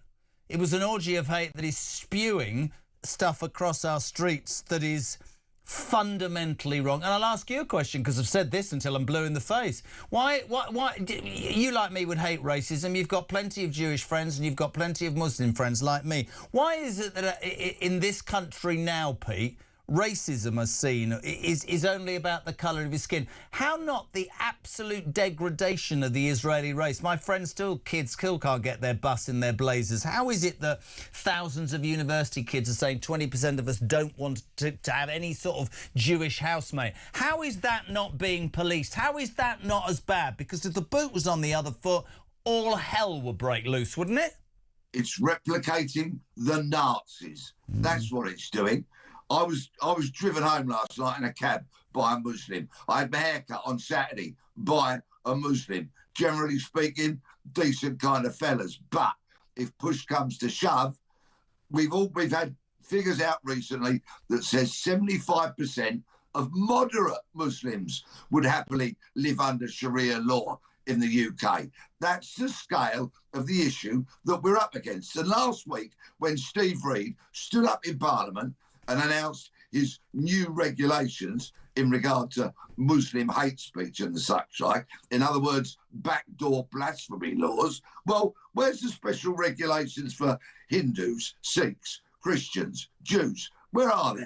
It's not happening. People are afraid to tell the truth. This government is in hock in many, many parts of this country to have its MPs elected by the Muslim bloc vote. And people are not standing up and telling the truth. I'm not talking about spreading hate. I'm talking about quite simply telling the Couldn't agree with you more. You look at Gorton and Denton, and they actually had the rug pulled from underneath their feet, because there's no doubt multiculturalism in Labour's view has worked. Many other people would say that it hasn't. You think about Gorton and Denton, that was sectarian politics at its worst. Hannah Spencer, not one mention, Pete, of anything environmental, no tree hugging or nothing. All she talked about was her Muslim friends and her trans siblings, which is exactly what she said in her parliamentary opening speech. Where do we go, mate? Seriously, we've got the Metropolitan Police saying they're now investigating. 12 arrests were made. There is utter hatred on the streets. If when you look at it now, at your age, we're a similar age, where does this end up seriously? Without, and I have to say this, because we try and do both sides because it's important. It's really difficult to report on this stuff, right? Because you're going to be accused of anything. I'm not talking about being anti-Muslim. If you say too much, you'll say, what are you advocating? People taking to the streets? I don't know what I'm advocating, but I'm telling you here and now, the great British public, the hard workers, they ain't going to swallow this for much longer. Somebody's going to give. I'll tell you what I'm advocating. I'm speaking confidently on behalf of millions of British people. The first census taken after I was born in 1961 discovered that there was 21,000 people identifying as Muslim in the UK. In my lifetime, that has now swelled to over 4 million. People find that very, very concerning. They find it deeply concerning when people go onto the streets like they did yesterday in support of a murderous regime that in recent weeks and months has murdered tens of thousands of its own people. Yep. We do not want a Taliban in the UK. We do not want an Iranian-type government in the UK. People are scared of it. And if you look at my social media feed over the weekend, you will see where I posted Muslim clerics espousing hatred and things that are entirely contrary to the very values that we hold dear and that we treasure. I don't think anybody disagrees with that. My question was, what do we do about it? Because there is absolutely no doubt. Let me ask you a direct question. Do you think there are too many Muslims living in this country now? I think we have a big, big problem, as is borne out by MI5 and MI6. 75% whose workload is Islamic fundamentalists, terrorists who would blow you, me and every member of your audience off the face of the earth. That is a problem. Anybody who denies it is absolutely off their rocker. We've got a big, big problem with Islamism. What do we get? How do we deal with it, mate? What's the answer?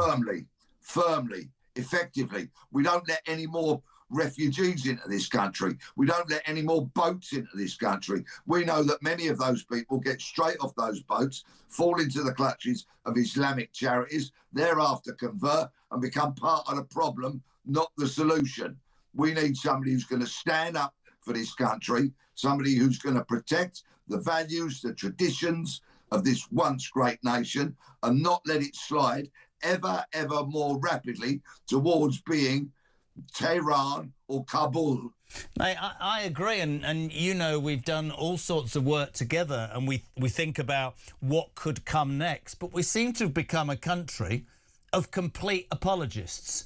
And you know, I was looking at what happened with ICE in America, right? And I was listening to Reform saying detain and deport. Do you think this country would swallow what Nigel Farage has said he'd done, seriously, to get people who shouldn't be here out of this country? What do you think would happen? Do you think there would be demonstrations on the street? What would be the response of those very people who created that orgy of hate yesterday? The Guardian reading lentil-munching, blue-haired people from the Cotswolds, of course, would throw their hands up in horror and would object to it. But I wouldn't, and nor would millions of other people. Love having you on. Sorry about the loss on Saturday to West Brom, you grumpy git. Where are you at tonight with the old tour then? Get your facts right. We beat Leicester 3-1 on Saturday. Come on, you ours. And tonight tomorrow night I'm in Jersey. Thereafter this week, Folkestone, Newport on the Isle of Wight, Stourbridge and Stoke. Don't miss it. People are loving it. Can I just tell you, these late nights are making you even more vociferous and grumpy, but I'm loving the green shirt this morning. Very environmental, Pete. Get off. See you soon, kid. A hug a tree. 0344 499 1000. Text to 87222. Is there a voice note? There isn't a voice. Oh, we're going straight to break. Bing!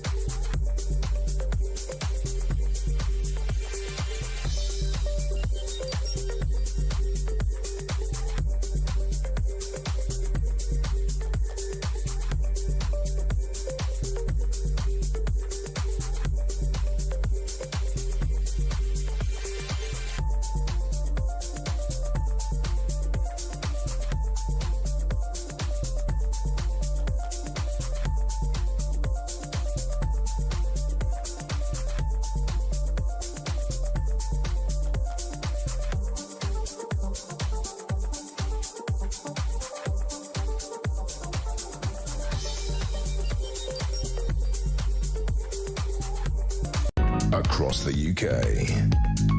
On DAB+. On YouTube. On your mobile. And on your side.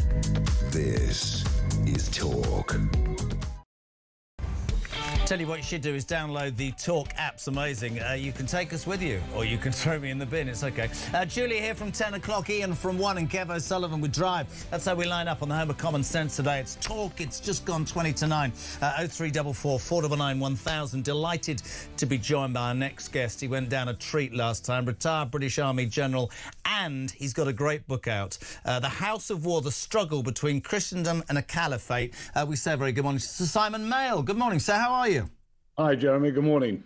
Good to have you on. That book's amazing, by the way. I've so much to ask you. Interestingly, Trump made his big play yesterday and said, you know, Straits of Hormuz, the main waterway through which the world's oil flows. I would like the Allies to send ships to help precipitate this problem. Now, just out of interest, we haven't got any bloody ships. We had one HMS dragging your feet. That's still not got anywhere. But Starmer's saying no. What's your response to this, my friend?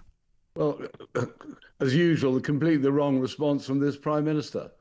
It is worth noting, Jeremy, until recently we had a warship in the Gulf, permanently based in Bahrain, and we had 4 mine hunters.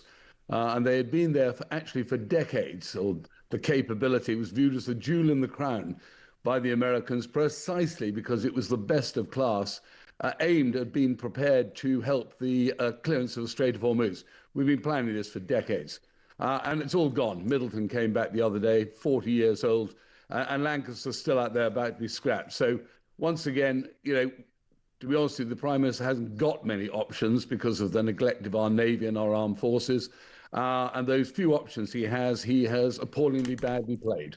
It's interesting. I mean, I think you make a point that we really should touch upon, and I am not somebody who would ever stick up for Sir Keir Starmer. I said it to you the other week. 20 years of governments who have thought that the easiest thing to cut is our defence under the auspices of, oh, there's a Cold War, has come back to bite them. I mean, this started with Osborne and Cameron. This isn't, you know, Starmer doesn't have the tools at his hands, but his decision-making is wrong. But I think it's one of the biggest disgraces, actually, over the last 20 years, don't you? I agree entirely, Jeremy. And we are where we are, as the military always say, our great mantra. We'll do with what we can. We need decent political direction, but perhaps it is a wake-up call to politicians. The great thing about armed forces is they do give you options. Our allies in the Gulf have looked to us. I mean, I have to say, apropos your previous speaker, Peter, that one I'm sure we've reported on, the UAE won't send its own students to our universities because of the fear of Islamist extremism and the Muslim Brotherhood. But be that as it may, we have huge interests out there, and in a problem, you know, that's when you look to a friend. We can all say nice things to each other at an individual, collective, national level, but when the chips are down, it's bloody helpful if you've actually got some assets and you can parlay them. And this is not about slavishly following Trump. I think he's been very rude, and I regret that because so much of what he says does have a core of truth in it. But if you've got options, you can then say, I'll do you a favor. In due course, you might want to do me a favor. But our politicians seem to have completely lost the capacity for what I used to call the grand, gracious or generous gesture. I also think we're now left just virtue signaling, as we have done, frankly, for the last decade or so. Couldn't agree more. And with Starmer, you also, Simon, get the feeling. I mean, what did he say when he came to power? Country first, party second. I believe that almost every decision that he ever makes, he tried to cut the welfare benefits by a, excuse my French, poxy 5 billion when it needs destroying, frankly, in many instances. And his own backbenchers meant that he couldn't do it. We absolutely know, or rather I think, maybe I'm wrong, that his response to America, I mean, he played poodle to Trump. It was embarrassing. I don't know whether that was factual or fiction, but there is no doubt that the majority of his party do not want him in any way involved with Trump. And you say, so hold on a minute, you're putting our reputation on the international stage in jeopardy to save your own skin, which is finished anyway. It's ridiculous. No, and these, we're now playing, as you say, party politics. There'll be an announcement today. I'm sure it'll be popular. It will simply add to our debt, our deficit. It'll simply put more strain on the finances. We don't need more subsidies for everything for everybody to yell at. We could do with just getting a backbone again as a nation. I don't know. Apparently, you can't. Take it seriously. I think I said last time. I don't think you can act small, be treated as small. Sorry, my friend. Let me just talk. No, I agree. Give me some idea with what you've done in your career. You view what's going on. I mean, initially, of course, Trump said in and out. That hasn't materialised. Iran seems to be firing these drones all over the place. They still have thousands of targets, it was said over the weekend, across the UAE. Israel and America continue to pound Tehran.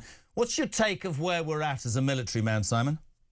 Well, a fact that I've mentioned to a number of people, Jeremy, when I was in the first Gulf War, when we were going to liberate Kuwait, drive Saddam out, we sat in the desert building up the armed forces, building up the army. Huge contribution by Britain, naval, air, marines, army. We started bombing Saddam on the 16th of January. We didn't move on the ground till the 28th of February. There was a huge lot going on. It's very interesting to watch the oil price at the moment, which is factoring in the reality that this will end up with Iran neutralized, and those straits will be opened. We have a responsibility to assist in that. That could be any number of ways of doing so, diplomatically, politically, but sometimes you've just got to put some assets in harm's way. It's very much to our benefit. But just be careful, because so much of the reporting is through the prism of anti-US, anti-Israel, and anti-Trump. And many people are willing the Americans to fail, despite the fact it would be a disaster were that regime still to be in power at the end. I think we can safely say, whatever the regime is doing at the end of it, it will have no capacity to threaten the region again for a long time to come. The nuclear program will have been truly destroyed. The ballistic missile program destroyed. The capacity to support proxies largely destroyed. And watch out what's going on, of course, with Israel and Hezbollah. Couldn't agree with you more, by the way. Hold their nerve and watch how this plays out, but do not get too impatient. No, listen, I think that's great advice. Final question: should we be, or are we, on a war footing right now in the United Kingdom? Well, it depends what you call a war footing. It can be, that can be translated into, awful headlines. But we should definitely be looking to be far more resilient, and we should absolutely be having as many options as we can, economically and militarily, that the Prime Minister can exercise. Even if, sadly, in the current case of the current Prime Minister, he's unlikely to ever exercise with any degree of wisdom. Listen, you've got a job for life, mate. Honestly, speaking to you inspires me to believe everything will be all right. Thank you so much. The legend that is Sir Simon Mail. Do not forget his book. It's amazing. The House of War, The Struggle Between Christendom and a Caliphate. It's an amazing book, and he will be on this breakfast show regularly. What is it, 11 minutes to 9? Take a breath, Carlo. 344 499 1000. Stephen Cambridge. Brilliant show today. Peter ripped you a new one. I think someone burnt his toast, miserable git. I can't stop smiling. He did rip me a second backside, but it's okay. I completely understand. Let's go very quickly. Oh, I've got to speak to this lady this morning. There's a lot going on in the royal family and stories. Royal biographer Angela Levin. She's next. Morning. Hello? No? Are you there? Yes. Goodness. Well, what happens is when I say hello, you're supposed to go. Let's do it again. Hello, Angela Levin. Good morning. How are you? I'm all right, my darling. Thank you. So much I want to talk about. As usual, not all the time in the world. Interesting, Tom Bower, the royal biographer, love him or loathe him, has brought out a book and a lot of opinion and talk over the weekend that Camilla, our Queen, apparently described. I can't put it. You're too posh for me to use this. Brainwashed. What? Brainwashed. The second word I was going to use was whipped, Angela. I mean, it's what everybody thinks. She's completely played him, hasn't she? Well, who's completely played who? Meghan's played Harry. Oh, yes, but we've known that. I said that, actually, when I saw them going to her first thing to see with him. And it was one day after they were engaged. And I thought she was a disaster. She was pushing him out of the way then. She had no idea how to behave. And I've always known that she's a rascal with capital letters. I love that word. You're a rascal. Do you think that for her, and I read this at the weekend, there really is or was a Project Harry to get him, nail him, get him completely where she wanted, get pregnant, and then call the shots? Yeah, I don't think get pregnant mattered. It was just get the royal that mattered. And the thing is that if you are a woman and you really want a married man to sweep you away, you want to be married to a man who will sweep you away. She sat there looking amazing for when they first met. And she suggested on day 2, they went to Africa, which she knew he loved, pretending she didn't know and all these things. And they would just lie under the sun and under the stars, be together. Now, if that's just going together like that in 2 days, you're actually going to somebody who is not exactly very clean. She's a rascal, Angela. What you're saying is she's a manipulative little woman who knew exactly what she was doing, has played him like a good one, and he finds himself in a corner. Now, I said this, and even my old man, when he was alive, went, that's a bit harsh.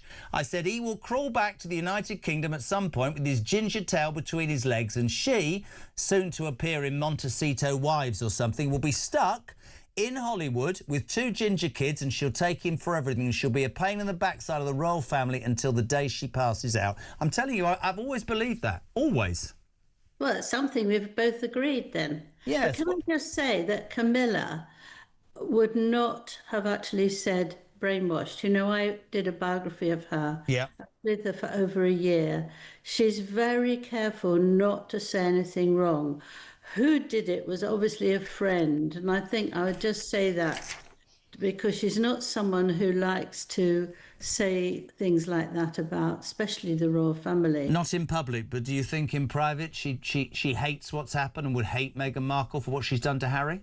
Well, she tried very hard to be nice to her, and she invited her and Harry round for dinner, and she chose the book that she did about all sorts of people when the flats burnt, and she wanted to do that with them, and she thought she'd pick one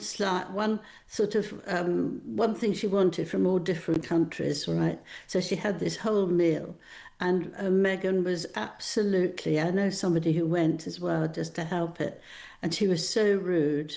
She was so, didn't want to talk at all, very superior. And I think Camilla then thought, oh my God, what has he got? This is really interesting what you're saying. Also, over the weekend, we know the bigger issue of Epstein and the royal family. Andrew in trouble, can't come out of the front door of a wood farm and ride a horse. Many people think he's on suicide watch. Fergie trying to hawk her story, but nobody's interested. She needs to be questioned by the police. What's interesting is the daughters. I made the absolute mistake, I said this to you before, of believing that they were 6 and 8 when Fergie took them to see Epstein after he came out. No, they were 18 and 20, and the lights are shining on Beatrice and Eugenie. Apparently over the weekend we hear that Beatrice can't stop crying, Eugenie's got her head in her hands, and royal insiders are saying that the king is beginning to distance himself from the daughters, and things could get a lot worse for them because they are implicated. What are your thoughts on that, Angela? Yes, well, I agree with you now. We talked that actually if you're 20 and you go and see somebody who has had sex with young girls, you keep well away. You don't dare trying to be friends. And she agreed to go with her mother and Eugenie when he came out of prison 5 days earlier. Yeah. Now, you have to know by that age that you don't do that with men. Absolutely not. And I think also that she's now been told to use her married name, not to use her royal name. So that's one thing. But also she said that she doesn't know that she was given so much money. I think it's 50,000. And she's got to go and get back on her money and see if it's really true. But we all know that it's true. I think it's very hard for her. I think Do you think the king has cut contact with Eugenie and Beatrice? Do you think he'll slowly step back? For the moment. He's keeping away for the moment because they don't want them to come to any of the in sort of special places or special things that's going to happen. They don't want them to be there. Ascot, Wimbledon, nothing like that. So he's step back. And we'll just have to see what happens. But it's awful. But what is sad is that her husband has been away for some time now, and his parents have gave him a terrible blow, that this is not the type of woman they thought he should marry.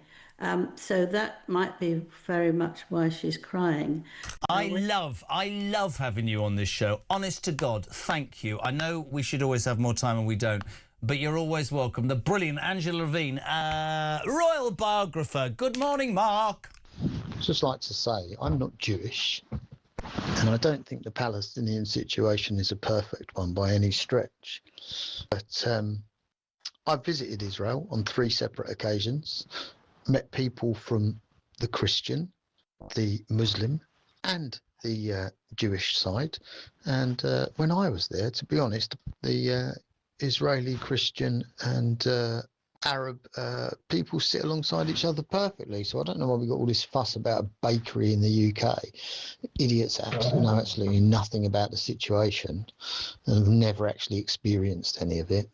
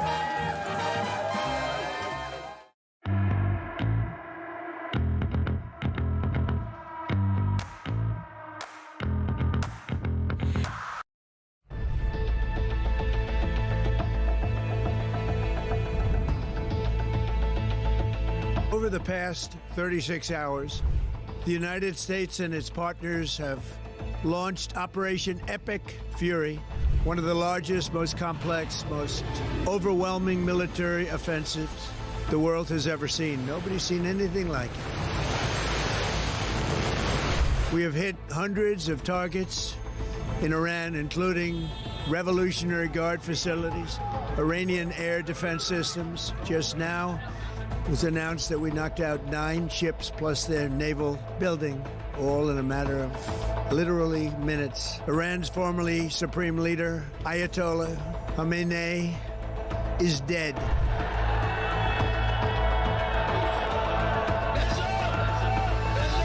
I spoke to you about the situation in the Gulf and explained that the United Kingdom was not involved in the strikes on Iran.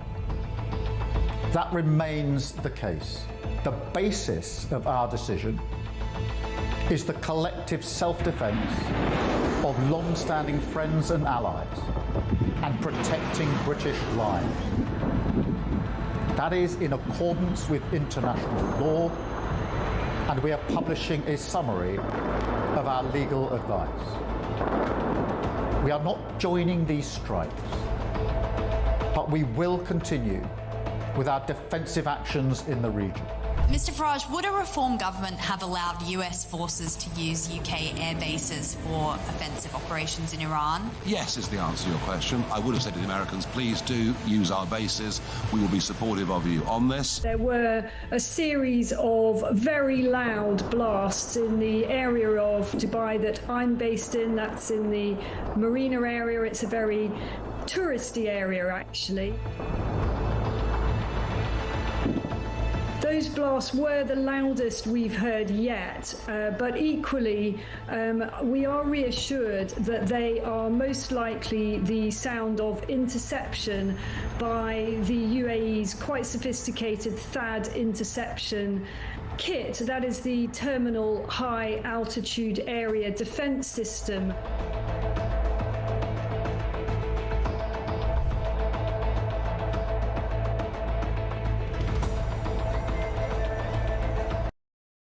Across the UK, on DAB+, on YouTube, on your mobile, and on your side. This is Talk.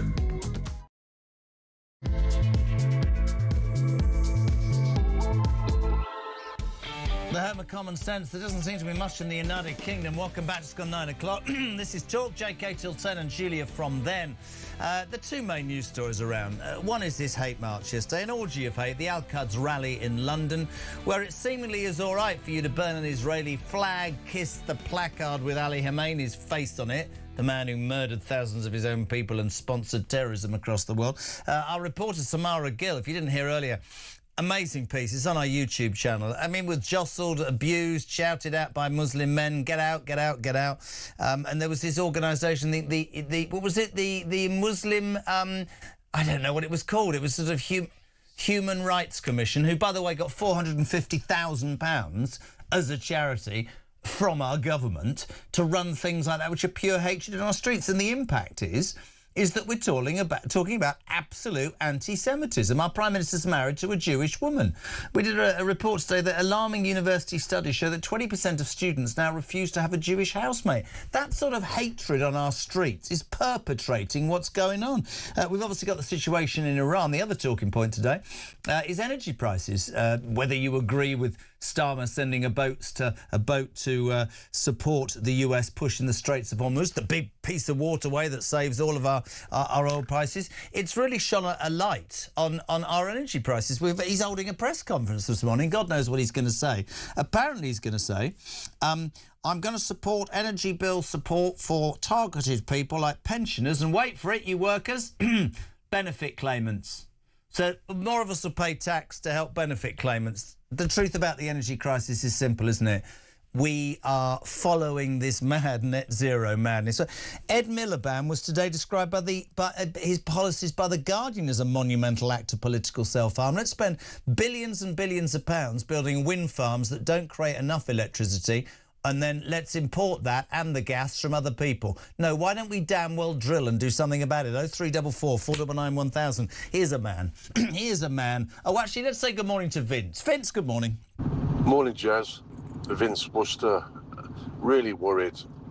I'm a father, grandfather, great-grandfather, and I'm listening and hearing a lot of conversations.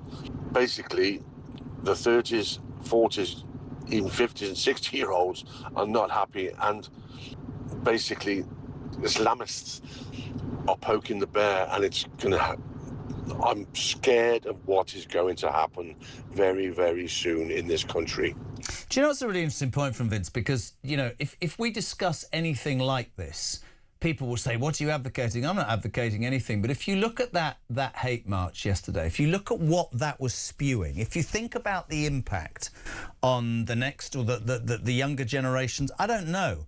There has to be balance, and there is no balance, neither in the police approach or the government's approach. We have become a society of apologists. We seem to allow that on the streets, which is blatantly anti-Semitic, which is racism, but you're not allowed to walk around with a Union Jack. And I'm sick to bleeding death of people saying, oh, I know. What's going to happen? He's right, Vince. Nobody's advocating something, but the silent majority have genuinely had enough. I'm delighted to be joined now by... well, I love this man. Conservative peer, former advisor to Boris Johnson. Don't hold it against him. Lord Marland, a very good morning, sir. How are you? Very good, Jeremy. And there's a caption underneath it saying useful idiots. Is that referring to me or not? You and me, mate. You and me. No, this was no, it's absolutely... take it down. We've a peer on the show, you buggers. No, this was genuinely in the Sun newspaper this morning. And we might as well start there. You're a man who I would believe espoused what I call traditional values. They are, look, Iran's useful idiots. Let's talk about this Al-Quds rally yesterday, because, Lord Marland, this was an orgy of hatred. It was anti-Semitic, and I do not understand why I see myself now living in a country where, quite rightly, racism is called out. But why is it never called out against the Jewish population? It's amazing, isn't it? We're a country, Jeremy, who's lost its mojo completely, its centre of direction, in many cases lost its understanding of right and wrong, where we have a collapsing edifice of government. And I'm not talking about the politicians, and it's not a political point, but the police don't know which direction to turn. The civil service do not perform the job of running this country. They have failed absolutely to manage these issues. And so we have this terrible mess at the moment and it is compounded by the Prime Minister, who makes endless U-turns that no one knows what the direction of travel of the country is. I've done 14 flights in 3 weeks, fairly recently. I've been to, therefore, a lot of countries, and we're becoming, I'm afraid, a bit of a laughing stock. So our status on the world stage has diminished, and the mess we have in the UK is completely amazing. By the way, I'm all in favour of marches and people free to protest, but not in a disgusting hate way. That is totally unacceptable. People were shouting from the river to the sea, they were burning Israeli flags, and yet if you turn the boot on the other foot, if people, patriots, came out with Union Jacks and flags of St George and said, you know, we don't like what's happened since multiculturalism's been initiated, we don't like the fact that there are hateful Muslims. Listen, there are millions of lovely Muslims, but the fact of the matter is there is extremism, and it needs to be bloody well called out. And if it's not called out, we're going to find ourselves in a mess. But we seem to have gone, as in so many things, we seem to have gone too far in one direction to placate almost everybody. I mean, I find it extraordinary that the Met Police, Lord Marland, this morning say they're investigating. I'd have dragged those people off the streets yesterday when they were... That vile Bob Villan, death to the IDF. So he's calling for death to people, and he's allowed to get away with that because he's, what, a musician? He should have been arrested on the spot. Yeah, I mean, they should be taking action, but the police, I'm afraid, have totally lost their mojo. They don't know which direction to do you think that's government's fault, or do you think that's the police, the bosses of the police fault? Well, inevitably, it's a combination of both. You know, the police have got terrified of making an arrest for fear of the repercussions from politicians on the one hand, but also from the public. They've completely lost their mojo, and they need to go away and find a way of delivering. I mean, the country supports the police and has to support the police, but it's very hard to do so at the moment with some of the decisions they're making or not making, isn't it? Absolutely. So, you know, domestically, all sorts of issues. And it's interesting what you just said about 14 countries. You're the chairman of the Commonwealth Enterprise and Investment Council. And I keep saying to people, whether I agree with Starmer about getting involved or not, I think it was particularly pathetic the way he held back the access to the bases. But for him, it was always going to be, he said, country and then party. That's a load of... It's party, country. Everything, I believe, decisions he makes is to placate his own backbenchers. But you're telling me that the countries you go to are looking at the United Kingdom differently, my friend? Well, they have, because they've always looked to the United Kingdom for leadership. I mean, the Commonwealth countries in particular, 56 countries of the world, a third of the world's population, they've looked for the UK for leadership, and so they look to the UK and they're not interested in the Commonwealth. So it's really bizarre, isn't it, that in this world where Donald Trump has created this fantastic opportunity for Commonwealth countries, and not just Commonwealth countries, but those countries where he's put 75 of them, he's put visa restrictions on, those countries he's put tariffs on. They're all now looking for new trade routes. They're now looking for ways of not doing business through America or with America, because it's penalized. And here is a great opportunity for those 56 countries to remember the relationships they've had with it and trade together. And unfortunately, there's no leadership coming from the United Kingdom in wanting to do that. And it's such an open goal, isn't it, Jeremy? I couldn't agree more. I mean, people say to me, "Do you ever come in and not have a go at Starmer?" I don't know. I mean, let me bring you on to the other main news story of the day, which is obviously this morning His Lordship's going to hold a press conference where he's going to offer support in terms of energy costs for pensioners and, wait for it, benefit claimants. And I know exactly what... So do you. I know what exactly is going to happen next. They are going to blame spiralling energy costs genuinely on this situation in the Middle East. And it was my criticism of Johnson, and I would say that to your face. Net zero is an ideology that is going to cost this country billions. And honestly, to me, there's enough going on. I'd love your response to this, though, because you're an intelligent man. Imagine I'm not. I wish. Well, no, it's true. So I'm 120... I did this morning. 120 billion in debt, right, Lord Marland? And the banks are saying you need to pay interest on that, which I'm really struggling with. But then in my garden, or in my shed, I've got about £250 billion worth of, I don't know, oil underneath my garden. But I'm not going to dig that up. I'm going to stick to this ideology. And then when I realise that ideology doesn't create enough gas, electricity, whatever, I'm going to import it at twice the cost, and your bills are going to go up. But if I just drilled or fracked or did whatever, everything about my country's finances would be improved. I don't understand it. Do you? No, well, I was Minister for Energy and Climate Change and took over from, was one of the ministers, took over from Mr. Miliband. He's a zealot. He has no idea of transition. And the important word is transition, of how you your energy supply from one to another at a gradual basis, so not affecting the energy supply or the energy buyers in terms of price. We have 50%, or did have 50% of our gas straight from Norway, which is a good thing. We did import 20% off the spot market. 10 of it came from Qatar. That 20% now is under serious threat, because with the Straits of Hormuz, nothing has happened. 3,000 tankers go a month through the Strait of Hormuz, or 3,000 ships, but tankers largely go through the Strait of Hormuz on a month. To actually stand by and say, we're not going to do anything about it, strikes me as being utter madness.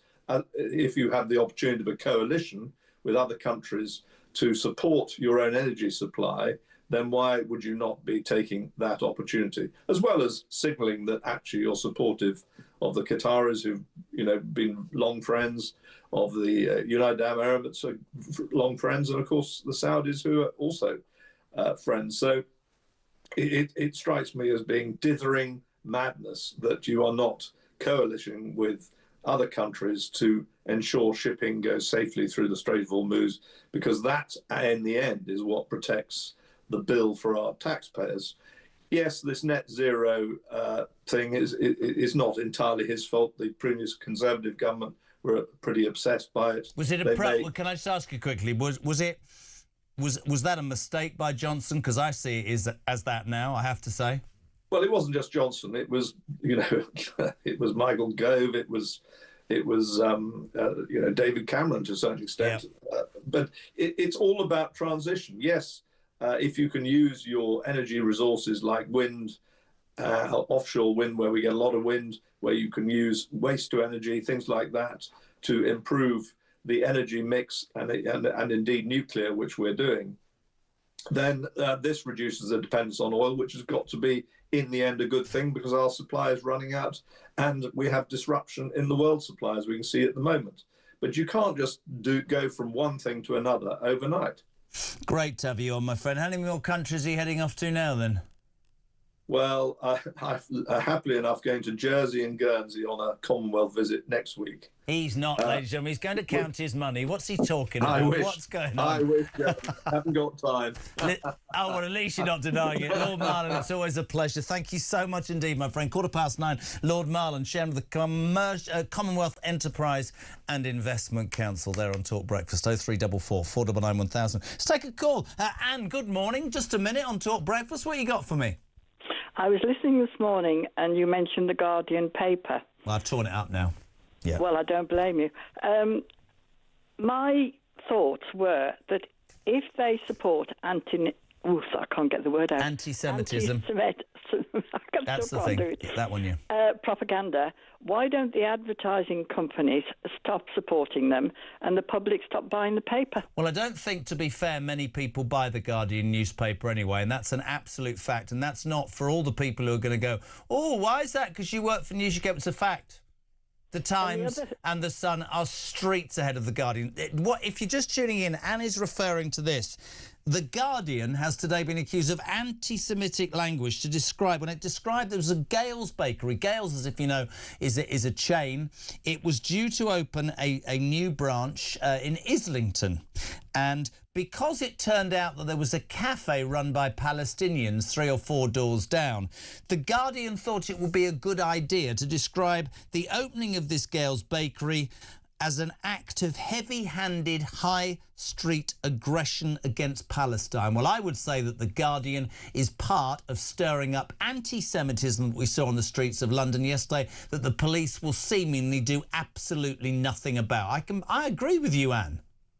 The other thing I was thinking as well, with all those people that were on the street, how about if the police, they must have had, I can't get my words out this morning, racial thingy. Why don't they, if they're British citizens, why don't they take the British citizenship off them? Because they obviously don't like this country.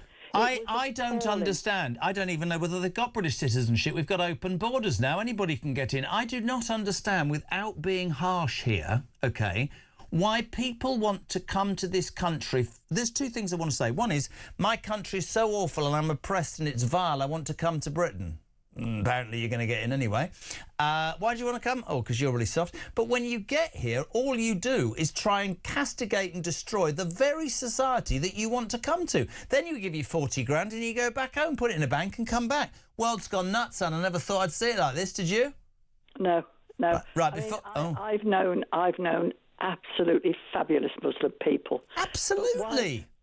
They must be ashamed. Then stand up and say it. I want moderate. I'm sorry if people don't like this. I can be cast.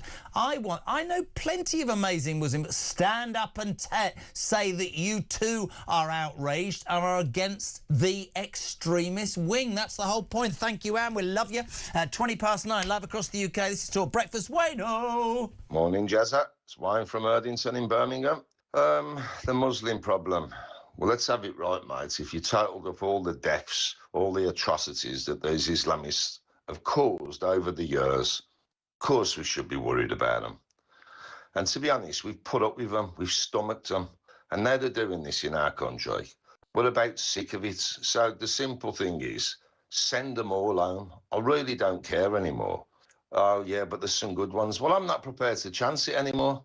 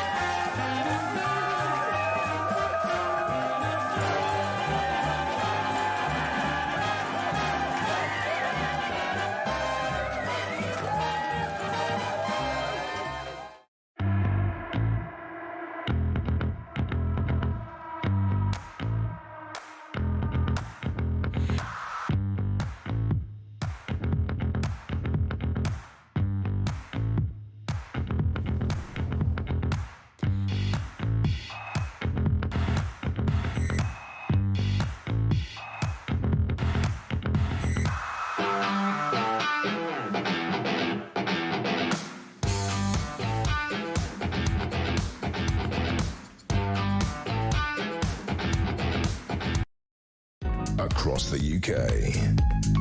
On DAB+. On YouTube. On your mobile. And on your side. This is Talk. Welcome back, 9:23. Ahead of 10 o'clock, Di Davis, ex-Royal Protection Officer Jack Elson, political editor of The Sun. But now we say a very good morning to a former political editor of The Sun and a monument of political broadcasting. Trevor Kavanagh, good morning. Good morning, Jeremy. I always know with you that it doesn't make me feel like I'm so out on a limb. You undoubtedly will have followed that, well, I'm going to call it orgy of hatred yesterday. That was the Al-Quds rally in London. I just want for you, and maybe for people who didn't catch this earlier, we sent Samara Gill, our breakfast reporter, down. She got some astonishing footage, including how the a charitable organisation like I think it was something like the Muslim Human Rights Commission, tried to bully her, grab the camera and the microphone and not allow us to report. Have a watch of this, Trevor. This was yesterday. Samara on Talk. But I'm talking to her. I'm not talking to you. No. The British is the statement. If you want, if you don't mind, can you can stop taking the interview right now? You can do it from the inside, please, if you don't mind. We're just doing that to make sure. We're from the organisers. That's up to her. What? Anyway, this is the day we're opposing the continuous genocide of Israel, Britain, and USA in Palestine. The defenseless people, babies, genocide, being killed in hospital, and these people, they the flag bearers of democracy, look what they do. Right. And Iran, 20,000 people being killed by America and British bombing. All of them. Excuse me, we're the press, so we're going to get the police involved if you think. I think is a good strategy. Anyway. That's the Islamic Human Rights Commission. Where are the police? We need to get the police. Get the police quickly, because he's going to... I'm going to report as an evidence. Okay. They are with talkTV and this... Trevor, you and I have got a bit of experience, genuinely without being alarmist. Where does this end? It's okay, it seems, for people to brandish placards kissing the face of a man, Khomeini, who killed thousands of his own people and sponsored the bombings and death of thousands across the world. It's okay for Bob Villan to repeat the Glastonbury death to the IDF. It's okay for people to set fire to Jewish flags. All of this in my capital city, and the Met Police say, we're investigating. Why were they not dragged off the streets like Lucy Connolly was dragged from our house? It's wrong, Trev, isn't it? It's wrong. It's wrong in every possible respect, Jeremy. Not just wrong, extremely dangerous. I mean, these hysterics who patrol the streets now, you ask, well, how is this going to end? Well, frankly, I think it's only just beginning. And the omens are appalling at a time when we are literally now undeniably at war. We may be on the periphery of this war in the sense that we have no defenses, no military, and no opportunity to offer any help to the Americans or the Israelis. But we are in it up to our necks, whether we like it or not. And this is not going to stay just in Iran. This is going to spread, and the results, even if it does stay just in Iran, are going to hit us between the eyes over the coming days, weeks, and months, and possibly longer than that, as we start to find that we are suffering the sort of hardship we haven't seen since World War II. Are you saying we are at war with an Islamist threat, my friend? We are. A domestic threat. This is just one symptom of it. It's a quite virulent threat. It's become extremely noisy and, as I say, increasingly dangerous since the battle in Gaza. And the voice of the Muslim extremists is now loud and vibrant and absolutely undiluted by those who should be, as you've said several times already, standing up as Muslims against it. They should be speaking out against the sort of things that are going to bring down or risk bringing down the sort of democracy we've enjoyed for centuries. And when we say that, and you've been around a long, long time, people will accuse us of using, you know, strong words, bringing down the democracy, but I don't see how there's any balance or any sense of fairness in a system that allows the sorts of things that happened yesterday And I repeat, if you write something, I don't condone what Lucy Connolly wrote. There was a journalist at the Times who'd written something on WhatsApp about a teacher at school he wasn't happy with in the parental group, and 6 armed police came to his home and arrested him. All of our priorities are wrong, which does, I'm afraid, come back to me thinking without any shadow of a doubt that our current Prime Minister lied massively when he said he put country before party, because almost every decision he makes is to save his own political skin. Those people yesterday, including that dreadful singer, should have been rounded up and arrested and thrown in the nick and prosecuted, but they won't be. But he's allowed to say, let's kill Israeli soldiers, and he gets away with it. And you're right, where does that end? Because none of us in this business want to advocate anything, but you just get the sense that people are becoming more and more afraid, frustrated, angry and annoyed as they try and live their lives, and this crap's allowed to carry on. Absolutely, and we are, as I've said, we are at war. One way or another, we're at war, both on the military front and on the civilian front. And we have a government which is not on our side. It is a socialist regime which sides with those who oppose the very things that we have fought to defend in 2 world wars. I mean, what we're seeing in those street demonstrations is just the top edge of what is the surface of what is going on in Britain today, across the country, where people are being allowed, because they are Muslims, to say what they like, because they have the power to choose Labour MPs or to dump them. And so the government is running scared of the very people who are speaking out against our country, and who in many ways are slowly sort of subsuming themselves into the way of life in this country, which requires huge amounts of welfare. They are not, in many cases, they are not contributing to the economy of the country. And in the extreme cases, I can tell you that this is a political thing. This is a deliberate attempt to sap the economy of the host country. It's happening here, it's happening in Europe. And we are a soft touch. That is the reason why so many take so many risks to get here. Do you think that when you think about the sort of basis of a country that I am beginning to not recognise, free speech, those civil freedoms were always the bedrock of Great Britain, do you think that that has allowed that spewing of hatred? Do you think we've gone too far? Is there a point where some of those freedoms need to be curbed to ensure a future? I hate to say it, Jeremy, but I think it's much too late. For a start, we've got a government that is of no use whatsoever, in office for another 2, maybe 3 years if they want to stretch it, who have no policies worth looking at, who have a leader who has no idea what he's doing, is a total empty vessel. And while they're in power, it doesn't matter who's on the sidelines talking common sense, whether it's Reform or Tories or anyone, certainly not the Lib Dems.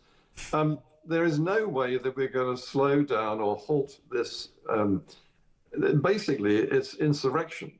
It may not yet be violent, but I fear that at some point in the future, we risk the fact that it might actually become violent. I think it's mental. I think there's mental insurrection. I think that many people, if we're honest and open, as we should be on a show like this, I don't think I've ever met so many people who are so frustrated by the unfairness, the unjustness, the lack of sense in so much of what is happening. Is it too late to save our country then? I hope it's not. I hope that eventually Keir Starmer will be dumped and replaced by someone who has the sort of moral fibre to take this problem on.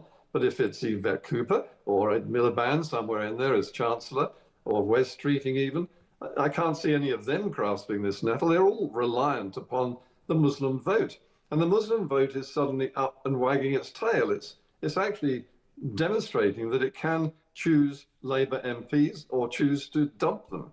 So the government of the day, the Labour government under Keir Starmer, is running scared of the very people that we've seen on the streets of London doing what they did yesterday in their demonstration. And that's happened because we're so soft that we've allowed people to come into this country for no reason and wipe their backsides, to be fair, isn't it?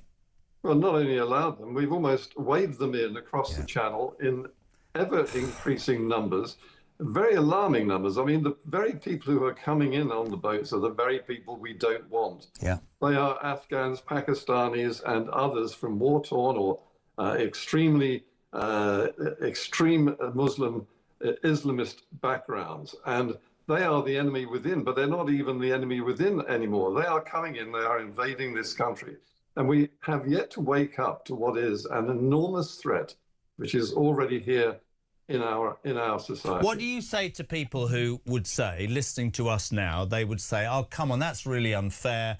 That's almost bordering on racism, these poor people, blah, blah, blah. Because my answer is very simple. The hatred spewed against my Jewish community friends yesterday is absolutely appalling. You're calling for death and destruction. Kids are not able to go on buses. I've told you that story before. But nothing's done about that because seemingly, I mean, I find any racism abhorrent, but apparently it's okay for anti-Semitism. I mean, it's skewed and it's fundamentally wrong, Trevor.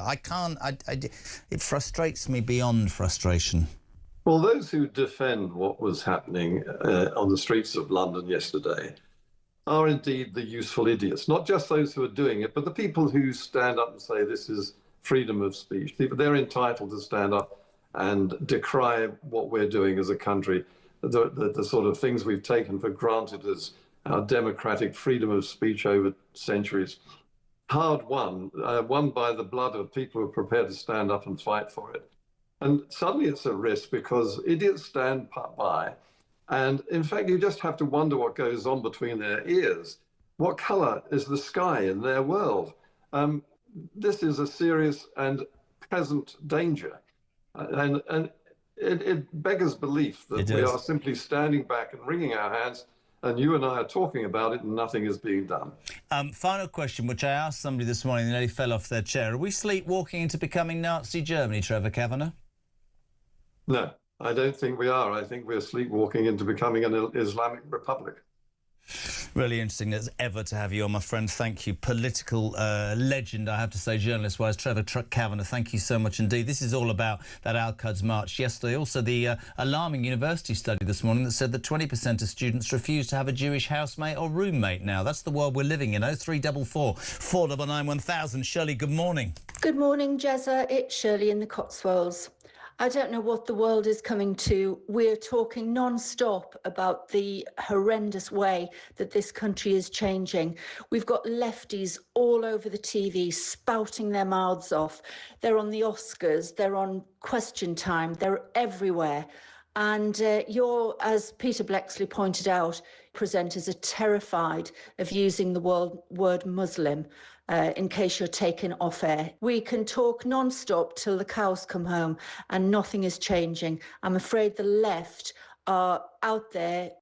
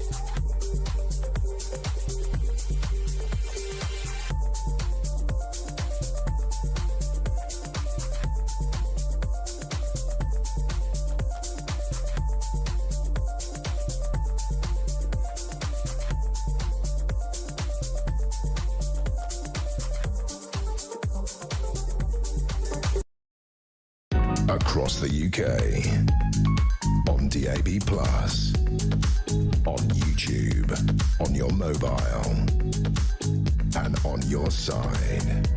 This is Talk. Welcome back, 20 to 10. Jez, regarding the oil crisis, what has happened to our oil fields sitting on our own doorstep? Why can't they use what is close to home, says Jane in Kidderminster. Oh, no, that'll upset the Friends of the Earth. Hello to Reg. The 20% of British students that refuse to have a Jewish housemate should be turfed out of university, and if they're not a British citizen, should be turfed out of the bleeding country. Hello to Tash in Bexhill. Good morning, JK and team. Read the RSPCA. If you didn't know, this is a story earlier that the RSPCA said that rats, pigeons and seagulls should feature on banknotes rather than Sir Winston Churchill. Wanting to put rats on banknotes. I would think it's a fabulous idea if they were putting endangered and vulnerable animals on banknotes, like hedgehog. You mean, I tell you who's an endangered animal, that's Keir Starmer. Seagulls are not so endangered. Great show. Oh, and all those at the rally yesterday, why don't you just stop their benefits? Hello to Delta. Please note, forget the pun, but taking Churchill off the back of British notes is only the £5 note. Brilliant. Hello to Jill. Have you noticed how the BBC News always say, according to the Iranian authorities, when reporting on the Iran war? No idea. Don't watch the BBC. Tripe. 20 to 10. A very good morning to a man who's seemingly just recovered from the excesses of the Cheltenham Festival. Look at him outside Downing Street. Morning, Jack Elsom. Good morning, Jeremy. How are you? Well, I'm all right. I bet you're waiting with bated anticipation because we have a press conference outside. Where is the press conference? Outside or inside, pal? With Keir? It's going to be inside, but so I need to dash in about 5 minutes' time to go in there. Otherwise, it's a cut-off. No, don't worry. So the PM will hold an emergency press conference where he will set out support for energy bills with targeted support for pensioners and wait for it benefit claimants. That'll go down like a cup of cold sick, won't it?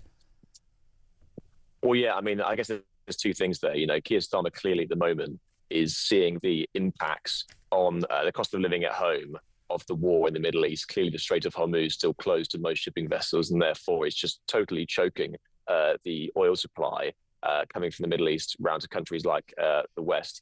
Now, yeah, you're right. I mean, I think the centerpiece of this announcement today is going to be about heating oil. Not many houses use it. It's big in Northern Ireland. It's probably going to cost about tens of millions of pounds to cap that, because unlike normal energy prices on the gas grid, heating oil is not actually capped.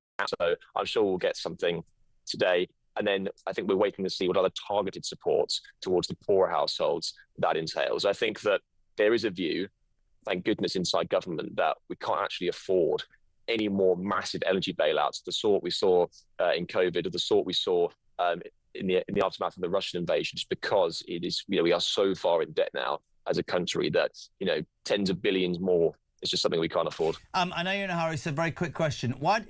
Ask him this if you want to, I'm sure you won't, but say to him, if I'm 120 billion in debt, I've been doing this all morning, and yet in my garden is 120 billion, why am I going to leave that there and still be in debt? I don't understand why these people won't drill when they know there is a valuable, basically something we own that would rid us of all of this pain and misery, Jack. Yeah, Ed Miliband coming under massive pressure here. He's clearly one of the leading eco-crusaders, not just in the country, but in the world. And we seem to be really out on a limb in this country. The fact that we have these massive resources in the North Sea, but Ed Miliband has made the decision not to actually renew any fresh new oil and gas drilling licenses. And so, that is something which he's not only coming under pressure in the UK domestically, but also from the president as well. Every time the president picks up the phone to Keir Starmer or makes a public pronouncement about the UK, you can bet your life for the fact that he's always going to say, you have this massive, rich revenue right off your coastline. It's called the North Sea, but at the moment we seem to be neglecting it rather than actually harvesting it. And just final thing, and the point that really annoys me is we won't drill, but we'll buy it off Norway who've drilled out the same thing. So environmentally, it makes no sense, and economically, Jack, you go. I know you're busy. We really appreciate it. Jack Elsom, political editor of The Sun, is going off to that press conference now. He's outside 10 Downing Street for us. You can see him there. Later on, Julia and Ian will be reporting. But it's the Prime Minister saying, well, I mean, the reason energy bills have gone up is because of this war. No, mate, it's because you're incompetent. The war's been going on 2 weeks. Energy bills have been rising because of your obsession with net zero, and you won't do what most people believe you should do, which is use a resource that we have. I want to be less angry of a morning. Teresa, good morning. Hi, Jeremy. I just wanted to say the way of the world now, as a mother with 2 young daughters, factors, I do worry about the future. I go back to when I was at school around Essex and London. I grew up and went to school with many different religions and faiths, and it was never a problem. You know, we mixed. You know, I experienced racism from some of, you know, the people at the school. You know, it's never not been there. But however, I felt like everybody got along and it wasn't such a big issue. I just think the way of the world now, everybody has just turned so racist, and especially a lot of the Jewish people and the white people suffer most of the racism, I feel, now in this country.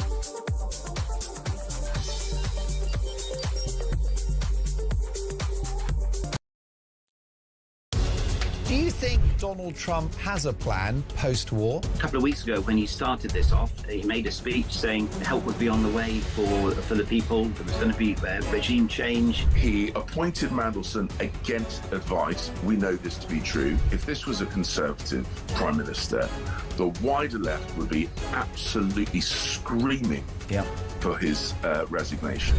Government's announced this afternoon, we're setting up a people's panel to work out exactly how you want us to roll out these digital IDs. We don't want them. Across the UK, on DAB+, on YouTube, on your mobile, and on your side. This is Talk. Welcome back. Julia here from 10 o'clock. Just gone 2:02 4991000. John in Bakewell. If this new Islamophobia law comes into effect, will it stop Peter Blexley from having his talks and shows around the country? Would they be classed as hate speeches? No idea. Liam from Accrington. Love the show. How about this? I get told by a neighbour, take your Israeli flag down because it's stopping the sale of my house. How shameful is that? My God. We've got some really weird breaking news. Was it from yesterday? At least 20 tankers were seen delivering 150,000 gallons of liquid manure to the new home of Andrew Mountbatten Windsor in Sandringham. The former Duke of York is residing, of course, at Wood Farm in Sandringham. I mean, I know he was full of... But honestly, to drop 150 gallons of it... Let's say a very good morning. Final guest today, delighted. He went down a storm last time. Di Davis, former head of Royal Protection. Di, good morning. Good morning to you. Lovely to be back with you. Any idea why there will be 150 gallons of liquid manure poured into the back garden of the ex-Duke of York? Well, he's been swimming in it for years, so no, I honestly don't know why he would have that. But it's time a lot of the excrement was cleared out of him and indeed his family. I feel very strongly that whoever is investigating, and I say whoever, because it's not clear to me who exactly is investigating him and his ex-wife, and sad to say, his daughters. Well, this is one of the things that I wanted to talk to you about, because there's been quite a lot of press over the weekend. You've been very vocal, so have I, so have other people, that you know, that there was obviously a web of lies and deceit and improvement of finances amongst the York clan. I said earlier, Di, I made the mistake at the beginning of this a few months ago saying, you know, what sort of woman Fergie takes a 6 and an 8-year-old to meet a convicted paedophile? Turns out the girls were 18 and 20. Now, reports at the weekend say that royal insiders are insisting that the king is beginning to distance himself and the monarchy from Andrew's highly strung daughters. One can't stop crying, the other's got a head in the sand, but people are saying that things could only get worse and implying, Di, that they're up to their necks in what's in his back garden as well. Well, I think it's only fair, because if it was you and I and you had over £1 million put into your various bank accounts by foreigners, a Turkish gentleman, and a chap called Edwards, who has been liaising with Prince Andrew for years, you would be subject to a variety of different checks. All I'm saying is the rules now have to apply to the royals in the same way as it does for us. This whole saga has opened up the underbelly to the royal family, sadly, and we're now seeing a whole range of issues which, frankly, now we know there's no putting the cork back in the bottle, and explanations are required.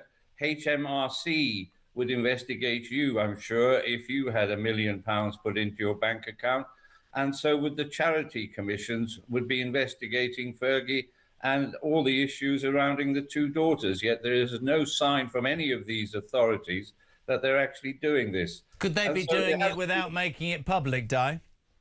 Well, it may well be, but if so, where have they been for the last 15, 20 years? You know, this has been going on for a long time. They, along with others in the royal family and various politicians, must have known what was going on, and yet they've all turned a Nelson's blind eye to it.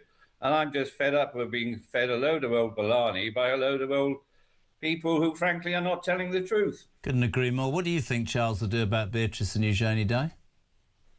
Well, I think he said that justice must take its course, the investigation must take its course, and so it has to take its course as far as they're concerned, and indeed others in the royal family. We have to ask why they're still getting the perks of a house in Kensington Palace and in St James's when they're not working royal. So what on earth has been going on, and why has it been kept hidden for so long? No, I'm afraid I think the days of Charles might be numbered if the truth actually comes out, sadly to say. Where we stand now, do you think Eugenie and Beatrice are still part of the royal family?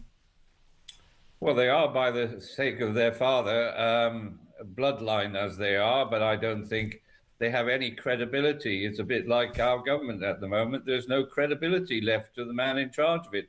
And sadly, as a consequence of Andrew, there isn't that much credibility in many quarters for the royal family. That's the sad issue, because some of them do good work. I sometimes think what my old man would say if he was still here. Let's talk about Andrew. We talked last time about royal protection and about how you called for ex-royal protection officials to come out and speak the truth, and that certainly gathered a lot of support across the globe. Do you think we'll ever... I mean, essentially he's under house arrest, isn't he? I mean, he can't even come out and ride a horse. Do you think we'll ever see him in public again? Well, it's a good question, and I've been talking with a variety of people, including Andrew Lowney, who's been excellent in gathering the evidence, you know, more than most, I would say. Well, the way he was treated, by the way, when he first looked into the York household, he was threatened with treason and prison and suing and everything. And Andrew Lowney, I'll say it here and now, absolutely, well, about 98% of what he said is going to happen or has actually happened. Well, you're absolutely right, and he's an incredible, well-trusted, well-researched journalist who deserves the credit, along with victims. If we didn't have victims like Virginia, we wouldn't be where we are now, and we often always forget to talk. We wouldn't be here without those brave women and girls who've come forward. I mean, it's just a scandal, and yet again, I suspect it will take months and months, and it'll be kicked into the long grass if I know the establishment. I want to ask you a question. It's a personal question. Tell me to do one if you don't know answer it. When you would, everybody knows, they'll take the mickey. The old man worked for the Queen Mother 40 years. He used to tell me all sorts of stuff. When you were doing your job, did you Did you get a sense about some of these things? Did you turn a blind eye? Was it just your job? Is it only now that the light switched on? Does it make you go, well, yeah, da-da-da, or I'm interested? Well, to be fair, one of my superintendents who looked after Charles when I first got appointed, don't forget I came from the Territorial Support Group, a very different outfit. So I came in totally blind, hugely naive as to what the goings-on were. The truth is, none of this came past my desk. He called me a titular boss. Well, he soon found out I wasn't a titular. I had to look it up, by the way, because I didn't know what titular meant. But he got a shock. I've never been titular in anything. So what I'm trying to say is I was the head of it, the divisional commander, and I had teams under me. Those teams, as far as I knew, were doing a good job. Very rarely did anyone come forward and say, do you know X, Y, and Z has happened? And so the truth is, no, I had no idea of this issue. I did have an idea in regards to Prince Andrew and his womenizing. I did have some gossip, if you like, about certain other members, but it wasn't criminal. It wasn't something that required my action at my level. And so the honest truth, and I can look you in the eye by saying, no, I didn't. And I've been as shocked as many. What I did know, and I did try, was to get rid of the protection for the two women who are now referred to as girls, Eugenie and Beatrice. I thought that was a nonsense. I looked very carefully at other members of the royal family where they should get 24-hour protection. And as we know now, a great deal of them have lost that protection, which is right, in my opinion. I have to say I'm going to give a shout-out for somebody right now, because for me, one of the most this is from the old man, one of the most, if not the greatest member of the royal family is the Princess Royal. I've known Zara a long, long time. She wouldn't give Zara or the brother Peter Phillips titles. They don't have security. They've gone out and made their own money and they've made their own wine. She's married to Mike Tyndall and they are a shining example of what could have happened if Andrew hadn't tried, I think, and Fergie, to give their daughters what they weren't entitled to. Do you think that... Did you ever hear a situation when you were doing your job? Did he ever... I mean, I'm just amazed that Andrew could get young prostitutes or young girls into Buckingham Palace. Did he ever dismiss his security detail and say, we don't need you tonight, go away, leave me alone, whatever? Because it's astonishing to think what's coming out wasn't seen, not by your lot. I'm not in any way criticising. I'm just whether... Because he's notorious for treating people like in the worst possible way, isn't he? Was he rude to his security detail? Well, it's alleged to be so. Nobody came forward in my time there to say X, Y, and Z, or he'd been rude to them. He had been rude to me, but I won't go into details of what he actually said and why, when. I'd met him on a number of occasions, and I found him obnoxious. I was aware that despite still being in the Navy, he was still going here, there, and everywhere. And I recalled looking at the cost of it. And as I've said to you before, I've been trying to work out the cost of this family to the taxpayers by today's money, and it's got to be in excess of 150 million when you take in not only my officers but Thames Valley, Surrey, and every force in the country when they deem to visit. You also go on to the technical, the pensions, and all the rest of it. So the true cost to this country has been many, many hundreds of millions. And what have we got back for him? A deceitful, alleged sexual deviant like Prince Andrew and his family. Not the girls, I can't allege that against them, but I certainly will, and I'm alleging it against him. Final question, 30 seconds. Does this Andrew saga in the end bring down the monarchy or change it forever? I think hopefully it will change it for better, but I think there has to be a far greater degree of openness. There has to be a review of who pays tax, who benefits from the various royal grants and the other monies that we as taxpayers give them. They have to be value for money. Many would say some of them certainly do not give value for money. Opening charity events and going to galas and going to wonderful things is a wonderful way of having your living, but it's got to be really worthwhile. And I think a much more modern type of royal family is what most of us would want. Di, always a pleasure, and I mean that, my friend. Thank you so much indeed. Di Davis, former head of Royal Protection. 3 minutes to 10 o'clock. A very good morning, Julia Hartley-Brewer. How are you? Very good morning. I'm a big fan of Di. He's been speaking an awful lot of sense on all this. You know, the stuff on the Mandelson, I know, like, there's lots more going on. Cost of living, what's going on, you know, in the Middle East, but it still amazes me every other day there's another revelation.